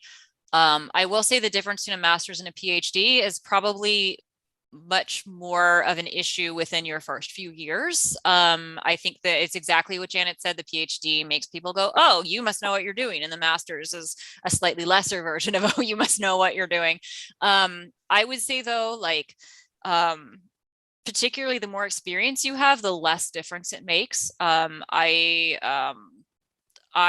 am now far enough away from my degree that I no longer have anything to do with the subject I wrote my dissertation in. I do have that experience of having one very in-depth research area, but I don't think that particularly helps me from day to day in what I do. And people who have that same amount of experience with a master's degree, they could be better consultants than me. Pretty easily, depending on what they've done, you know? So I guess that's my take, is short term, having a PhD might help. Long term, I don't know that it makes much difference. I don't know anyone who does it on an undergraduate degree, which doesn't mean they don't exist. That I just haven't come across that. So I guess to summarize, without making any causational inferences on whether an undergraduate degree, it does seem that consulting success seems to be highly correlated with getting graduate degrees. I think that's a good summary. All right. Cool. Well, thank you both again. Just for those who are staying on, I will go through the generalist questions. We got through all the consulting questions, and we'll go through the generalist questions now. Perfect. For those who want to stay on. But Kim and Janet, thanks for your time today. Well, thank you, everybody. Yeah, thank you for having me. This was a lot of fun.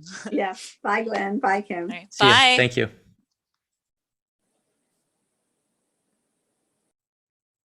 All right, cool. Well, we are still trucking along. And so what we have is I have the list of more generalist questions. And for those who are interested, just stay on. I will also then go through the chat at the end. And just go through if whatever questions are available that I can answer if anyone's interested. This will be my third and final plug, that if you are enjoying this, please feel free to leave a like and a comment. Every bit helps to grow the channel so that more people can see this type of work and help us will essentially continue to grow. And with that said, we will now begin. One quick thing I saw from Data Hub that said, I would love to know how consulting firms would be possible in developing countries, knowing fully that the data problem is one of the biggest challenges in this area. That's an excellent question.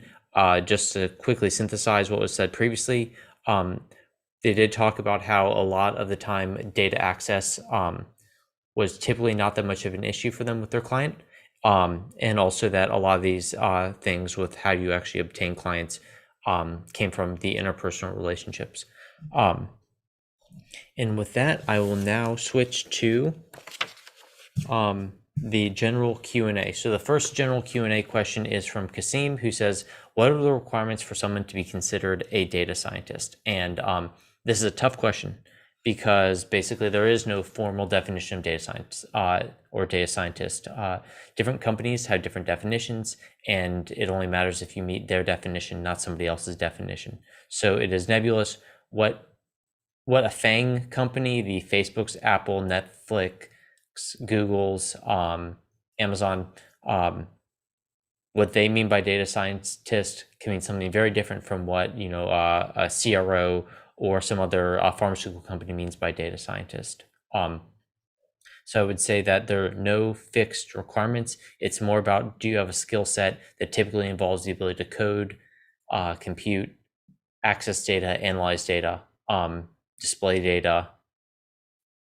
That is the approximate skill set that you need, and what sort of the hierarchy of values within those skill sets varies by company to company. Next question is from Sabrina. How can I be a self-starter data scientist without any higher education? How can I go about getting internships and building a resume? First, I wasn't sure if higher education meant no bachelor's degree, so essentially you're just working with a high school diploma, or if you meant graduate degree. And I'll be perfectly honest, because it would not be of service to anybody to give them advice that will end up disappointing them. I think it would be very hard for somebody to get a data scientist position having no bachelor's degree whatsoever. The fact is, when you read the news and say, oh, there's a shortage of data scientists of like so many hundreds of thousands, that doesn't mean that the standards or the requirements for those data science roles are being lowered in order to get more data scientists on board. What it means is people are saying, we actually don't find people with the skill sets that we need to be worth hiring them. And I think one important thing to combine with that is that given data scientist salaries, essentially when you come in and apply to somebody, what you're going to need to do is demonstrate that essentially you can earn your salary. And so that is you can consider that a hurdle that you'll need to overcome. And what you have via, educational attainment or publications or previous work experience is you are actively demonstrating that you can surpass that hurdle to essentially earn your salary. So I think it would be very difficult. I don't think anyone would be giving good advice if they said, oh yeah, you can become a data scientist without even a bachelor's degree. I think probably with a bachelor's degree, I think, yeah, then you can start finding places. It gets easier with a master's degree. It gets even easier with a PhD. But you should have some of that. And that's not, those are, I would say, necessary, not sufficient. You will need other skills. Knowing things like AWS, knowing things like cloud computing, knowing multiple programming languages, possibly. It boils down to whether or not you're able to serve people's needs. There's no company that there's no single fixed data scientist job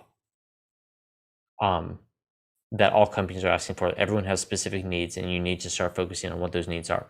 The easiest way to start figuring those things out are read the job descriptions and read the specific elements. So everyone will have the generic stuff like, oh, know these machine learning models. But look, if they're looking at, for example, time series data, imaging data, things like that, those niches are the place where you would actually need to focus, I think. Anyway, that's the best advice that I have, and I hope that will help you prepare for however you need. 1 second, I'm going to take a quick sip, and then I'll do the next question.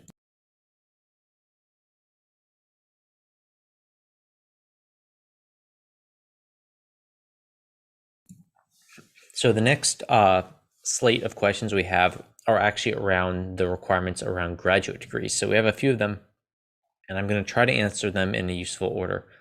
This one's from BK, who says, looking forward to the discussion. Even if my BA major is fine arts, could I go and study a master's of science in statistics could I go and study a master's of science in data science successfully? So can you get a master's degree? Yes, absolutely. One, on the most basic level, consider this. Universities are businesses that take in money to educate people. They get paid to educate you. So they want people to be sufficiently qualified that they can come in and do a master's degree program. I think master's degrees are also very profitable for a lot of educational institutions. The question though, so yes, you can. The question is, can you do it without having any type of quantitative reasoning or quantitative knowledge? And that answer, I think, would be no, you couldn't. So the question is, how do you prepare yourself, given your background, to do an MS in data science successfully? I don't think you're going to face any type of balking at the idea. If you apply and you have an MS and bachelor's degree in fine arts, but you've done your extra work and you've done your prep work, I don't think any graduate program is going to turn their nose up at you. So essentially, you have to do your prep work. How do you prepare? Honestly, I would just say this. Do you know which program? So my concrete suggestion is identify the programs that you'd like to attend. Perhaps they're local, perhaps they're prestigious. It's whichever one. Choose where you'd like to attend and just email their graduate admissions and ask them what they're looking for. Typically, they write it straight out on the website that they're either looking for a quantitative BA or equivalent work experience or something like that. And what I really suggest that you do is develop a personal relationship with the person who actually makes the decision, and say, look, this is my situation. I have a BA in fine arts, and this could apply to anyone who it doesn't have a quantitative field. Maybe it's in general science or whatever. And say, look, I'm really interested. I've maybe taken some Python courses. I've taken some data science courses. And I'm starting to learn these skills. How far do I need to get before you are willing to accept me into a master's program or until I be a competitive candidate? And I bet they'll give you a pretty darn specific answer. And if you follow that, you'll be okay. But yeah, so the question I think for someone who does not have a data analysis background is you start gaining one. Coursera is, Udemy is super duper cheap. It's like $12 courses and they are very good. I think many of them are easily on the quality that you'd be getting from a taught undergraduate degree course or any taught course in general. Look at for someone like Jose Portilla. I've plugged his stuff so much, but he does really good work on Udemy. And I think you start building that way and just talk to the people and just figure out what you need to do. The next question is from Mohammed, who's saying, is a graduate degree in statistics sufficient for becoming a successful data scientist? A graduate degree in statistics is very useful to become a successful data scientist. Is it sufficient? No, because you have to continue putting in things like hard work and learning, and you have to learn domain aspects. As Kim and Janet said, you're always going to have to pick up new skills on the way. So the idea of sufficient isn't you can do this and you coast. No, you don't have coasting, but it does put you in a good position where if you're willing to work hard after that, you can still do well. And I think that if you have a graduate degree in statistics, I doubt anyone at the very least will say they don't have enough formal education to do data science. So I think that certainly checks the formal education requirement. And then you just have to go and build the specific skill sets that people need. And then another question, Amir said, is a graduate degree in statistics sufficient to become a data scientist? And so I think I just answered that before. We had another question with Z, who said, if you had an opening, would you instant hire a data science graduate student or look for something more? I think this is a really interesting question and super useful. The answer is, in my particular area, no. You pretty much would not have you would not be hired right out as a data science graduate student. And that doesn't mean that you're not wanted in 2 years. It just means you wouldn't be wanted right now. And the reason for that for me is because I work in clinical data science, so clinical machine learning on medical issues. And one of the things that they really look for in my field is that you actually have essentially medical domain knowledge. And if you don't, you just can't acquire that while you're still learning the basics. So that's specific to my field. However, there are plenty of other fields and companies that probably be more than happy to. I've talked to plenty of people who they had to play the numbers game. You had to apply a lot and you had to work hard. But yes, it was achievable. Just for things, for certain fields where they're very specific about you having domain knowledge. If you can't acquire that, you'll need to start working your way up. Also, another thing on that note, Z, is that your thesis topic. So essentially, if you have a graduate degree, you should have done a thesis in a certain topic. And having done a thesis in that topic could be your foot in for a specific domain. And maybe consider choosing your thesis based on where you would like to work afterwards. The next question is Mary Brown, who says, looking forward to the discussion, what skills should entry-level data scientists be developing early in their career? What are some examples of jobs that provide opportunities to develop these skills? So this is a really interesting question because I think it's challenging because my perspective as someone who came from a PhD program, And so for me, when you have spent years doing research, you're actually probably not going to gain too many like data analysis skills when you're within industry.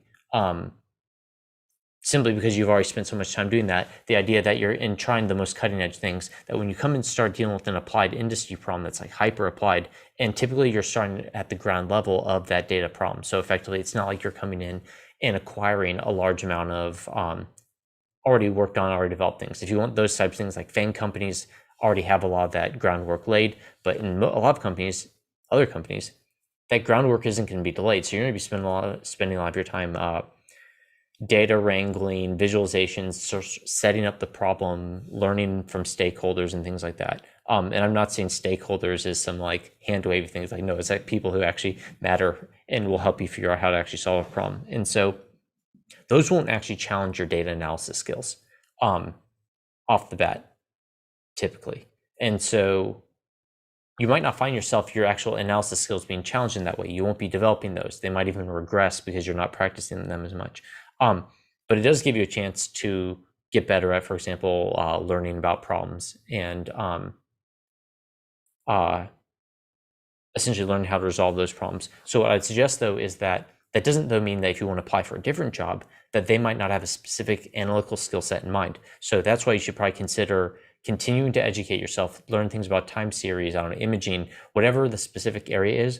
Because one thing that I've noticed is that a lot of the data science jobs that can be handled by basic, learn them in one course methods, I don't think those jobs are being offered too much. Like, they aren't out there as much as someone saying, look, I have a specific job. I want time series based anomaly detection work. And those types of people are harder to find, which means that the job will be open. And so, which then means if you have that skill set, you're essentially a shoo-in. So effectively, you need to figure out some way, as Neil points out, you need to have some strong value proposition above and beyond the degree. I think that's a good point. It's like, continue to develop your skills so you have a value proposition, so you aren't just one other person with a master's degree. The question is like, how could someone tell the difference between you and the next person who graduates from the same university at the same time? Probably maybe with the same GPA. Not like that even matters. I don't think people will look at GPA to the best of my ability, but to the best of my knowledge. But yeah, you do need to start working on your value proposition beyond that. And what are examples of jobs? If you do work for FANG companies, for example, they are very good at helping you like figure out process, and they are well developed in that. So there's a skill set that then you could bring to a smaller company and be highly valued. That's just one example. Become more scientifically attuned or more adept at your domain, if you want to stay within the same domain. Then I think that would be something too. One quick, I'm just read a quick comment.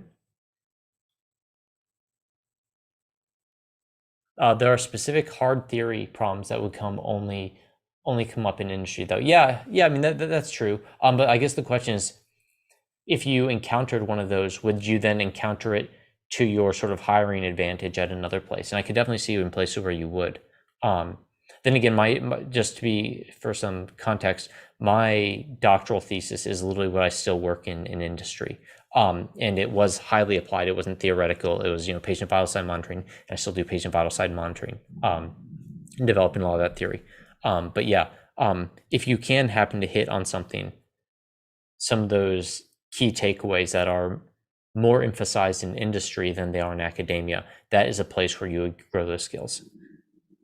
Cool. The next question is from Luis, who says, how much value does data visualization programs like Tableau have in data science and gain a job? So I guess the question is like, if I learn Tableau, will I get a job, or does that help you get hired? No doubt there's gonna be some crazy hiring manager who's like, I require my people to know Tableau, or something like that. But honestly, I'd just say like, you expect people to be smart enough that they can learn the skills that you require. And while some skills is like, if you don't know Python, you don't know R, you don't know how to program, like obviously that's beyond the scope. But there's specific skills. Something like Tableau is meant to be tractable. It's meant to be easily learned. So effectively, a lot of companies will say, basically, we'll hire a person with the capability, and you're expected to learn all the details in order to perform your job. But no doubt there's some exceptions, but like some hiring managers are just crazy, and they put all the people who write bad job descriptions might be the same people who would reject you for not knowing Tableau. But at the same time, most sane people expect you to have a basic skill set, and you can learn specifics. With that said, other things like knowing AWS, various of the cloud services, those things can put you ahead, because basically the closer you are to being able to do the job, the less investment your company will need to make before essentially their investment is paying off. Dashboard vendors come and go. Learn one and you're able to learn another. Yeah, I'd say that's true. Especially because like the nature of the dashboards, they're meant to be rapidly learned by non-technical or semi-technical people. So there's that. Okay, the final three questions are, we have William who says, I see a lot of questions about data science here, in which is such a broad term. It can be used to encompass traditional statistical disciplines and data analysis, as well as newer machine learning modeling techniques. In your experience, which have you been more likely to see, or is it all over the map? Any trends in the types of projects that clients have? I'll admit I missed the boat on the clients aspect because Kim and Jen are gone, but I would actually just again, I point out again, like if you know time series modeling, can consider that the jobs that companies have to offer are the ones who they're the persistent challenges. So effectively, if something can be solved via linear regression, it's less likely to have persisted because someone could have just solved it already. So effectively, some of these skills that need some of these jobs that need niche skills are more likely to persist. And so I would say things like, time series modeling, where that's one of the things I did, basically time series, anomaly detection, and literally for the last 2 jobs, well, 3 actually, that I've had, which would then encompass my entire post-academic career. That's exactly what they needed. They basically need someone who did time series modeling for anomaly detection. And so for something like that, it sounds niche, but it pops up a lot because that's a common industry problem. Like it's not like we need to formalize a particular prediction. It's just more like we need to know if something's weird, and then we'll have a person handle it and things like that. So I think that there are skill sets like that, like image analysis and topics like that, computer visualization. Obviously, that's a very specific task. But for the companies who need it, some person who knows, I don't know, k-means clustering in one course isn't going to be able to fit that bill. And the computing that goes with those challenges in that modeling, they aren't going to be able to fit that bill. So I would just say there are some specific, some specific niches, and you would do well. You've correctly identified that there are specific niches. You just sort of have to figure out which one interests you the most, like time series modeling and things like that, and go from there.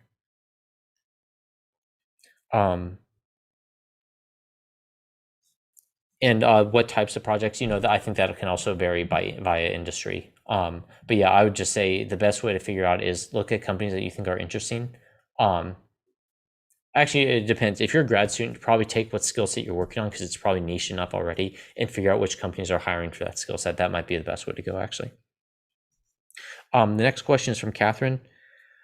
And it's very similar. Can you share some of the trends you're seeing in new and existing clients regarding the consulting request approaches to A/B testing example? Yeah. So again, it sounded to me like, for example, when Kim and Janet were talking, that there was a strong demand for essentially these general skills. So effectively, they aren't giving highly niche analysis methods for those like initial clients you don't know very much, and then for clients who essentially already have some type of statistical base or statistical work that you're essentially then needing to fit in with them. I guess biopharma might be a little bit difficult because obviously that is a domain in its own right.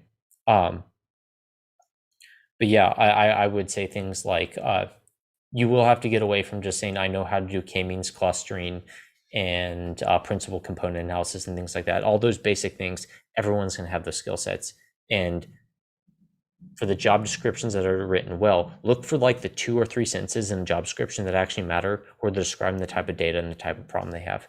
And then you can prep around that for your job search.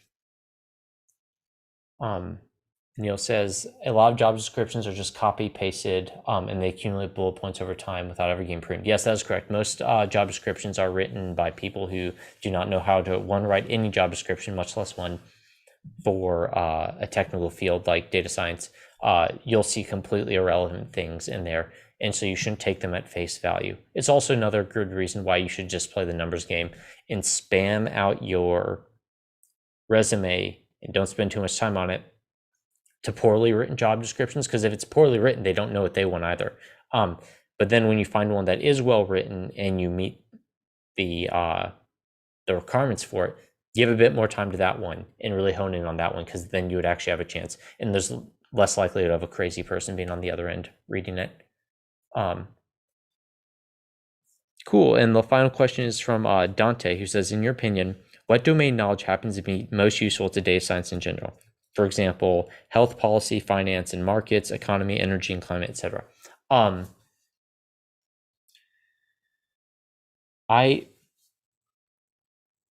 give an example. I don't think that there's one in specific. It's basically specific to whoever is hiring you. So effectively, if you're working for a finance company or a financial quant, knowing some finance would be good. Then again, at the same time, they might also just say, look, we don't care. We'll teach you the finance. You bring the quantitative skills. There's one that, for example, they might be agnostic to what your domain specialty is. Other ones like healthcare, they're extremely opinionated, where they basically say, we don't want people who have no healthcare experience, which is a little bit catch-20. I'm not sure if it meets the definition of catch-22, but the idea is, well, if you need experience you need to get experience, someone needs to let you in the door. But I think for things like healthcare and machine learning, that is one domain where they're extremely opinionated, that you have to know the clinical work. And that's why it's good to get your foot in graduate school, for example.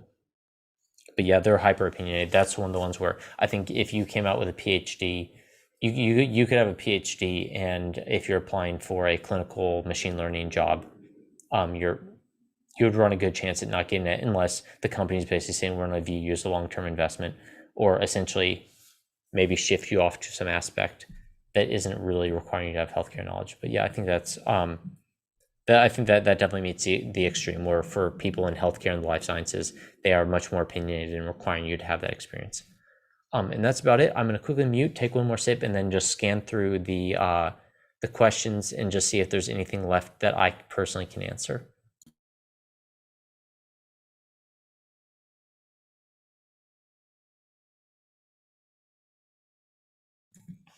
But otherwise, I would like to say thank you to everyone who stuck through to the bitter end. I very much appreciate that, and I hope that you found something useful. Well, I hope that the glitchiness of the audio resolved itself.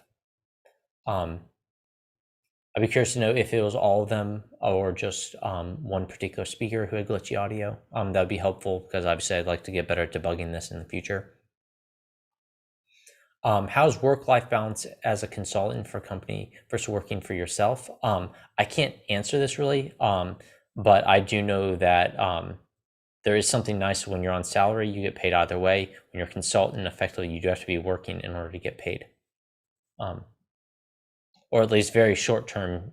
Short term in consulting, they'll stop paying you. Long term, if you don't work hard in a salary job, they'll stop paying you as well. I think it's worth pointing out, though, I don't have the exact statistics, but the fact is that people who earn higher than median salaries are not working median like 40-hour weeks. So one of the things when people see high salaries in data science, it's worth recognizing that a lot of the time, and maybe data science is backing off on this, but in many technical fields, people are working more than 40 hours per week to essentially earn their higher salary, in addition to the fact that it pays well for hour by hour.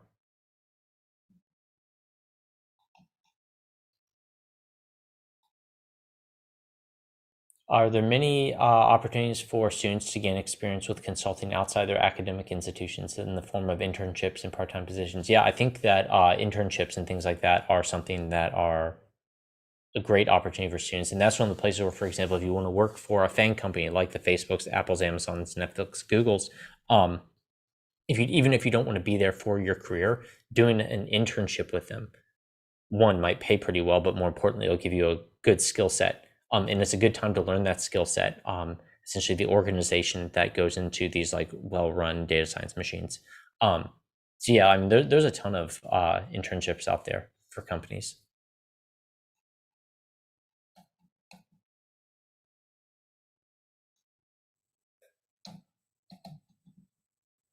Still just scrolling through.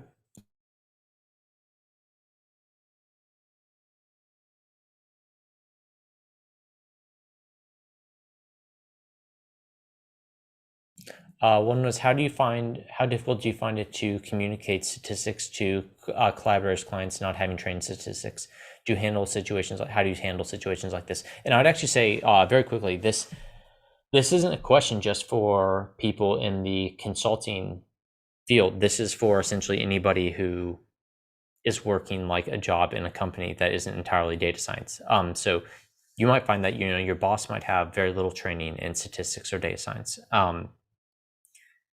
Yeah, so it isn't a skill set specific to being a consultant. I think that effectively, or collaborator, effectively, when you work in a company, you're collaborating with everybody anyway. And I would say the most important thing you can do is recognize that that person, for example, the boss you're answering to, has a skill set that's obviously highly valued by the company. And so you should come in looking to get value out of what they know. So effectively come in bringing statistics, like you're bringing that meal to the table, and you should come in with the anticipation that they're going to be bringing in some extra knowledge that you can use. I think that's that's not a strategy, that's just a mentality. But I think it's a good one. It's like approaching life with a positive outlook. The other thing I would point out with there is when you are in a position where basically you might be one of the few analytical people, or your supervisor is not as analytically astute as you are, it's very important to not abuse that trust. Essentially, that you work hard, you keep everything aboard. You essentially, I preferred like over report and things like that. So essentially keep people over informed about what I'm up to. So essentially they can help make decisions, things like that. But I'd very much warn people against saying, oh, for example, if you have a supervisor who does not know analytics, data science, etc. very well, you should really make sure that you are earning the trust that they give you by virtue of them not being able to directly assess the type of work that you're doing. All right, I'm going to scroll down to the next question.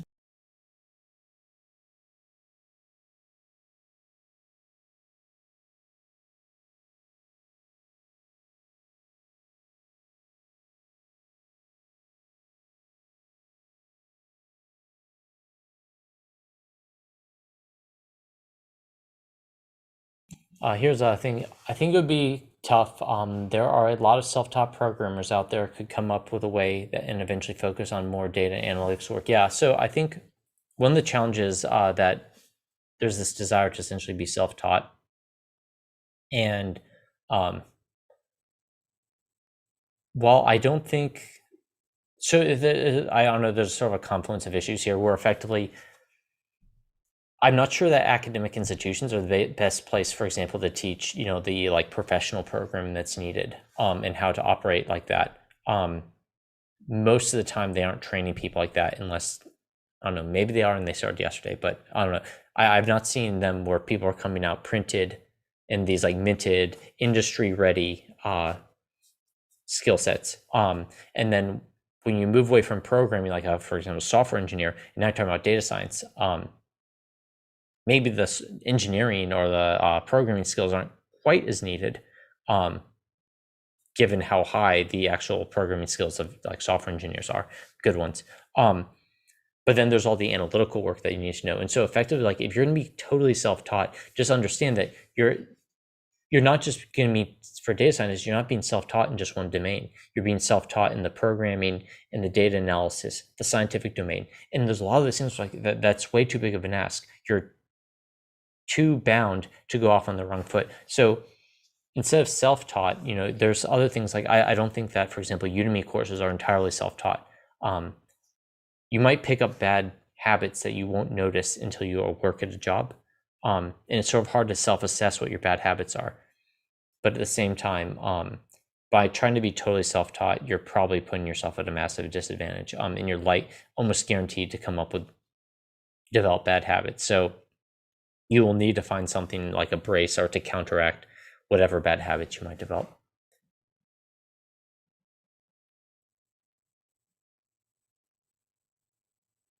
Okay. Oh, next one is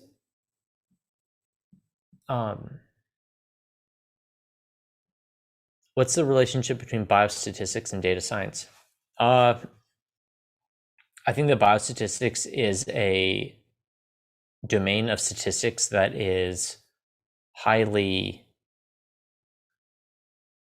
that requires an extremely high level of domain knowledge. So effectively, versus something where you're just like analyzing the outputs of software or things like that, the domain knowledge required of high-level biostatisticians is extremely high, and maybe even less the requirement of specific, essentially, just do a very broad brush thing. One, obviously, there are totally things. One's saying a domain specific version of one's a domain specific aspect of statistics, and the other is data science, which is this like nebulously defined term that requires essentially some type of data analysis, computational ability to access data, data engineering, and things like that. But yeah, I mean, it is an interesting question, and the biostatistics field has played an extremely large role on the statistical community as a whole, because biostatisticians, I believe, accounted for a very large portion of the statistical field previously, and they still are, but that the proportion that is shrinking compared to all fields of data analysis and all fields, like including data engineers and things like that. So effectively, the pond is growing in data.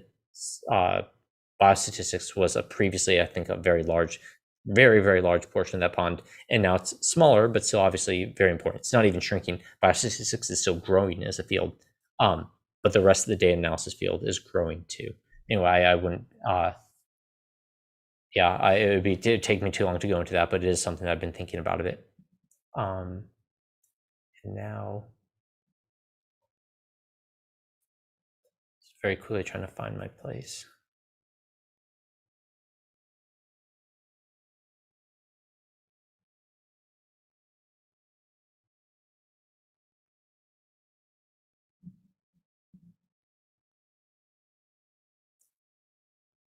Yep, and the rest, I think, are comments. Neil, thanks for keeping the comment section exciting, and I do appreciate that. That's what makes these things fun. And with that, for everyone who made it all the way to the end, thank you for your time. I hope you got something out of this. That's it. Have a great day, and if you find some of these things interesting, feel free to check out the rest of the channel. I try to keep those conversations interesting as well. But thanks again for your time. Your time is valuable, and I appreciate that you gave so much of it to this Q&A. So have a great day, and see you around.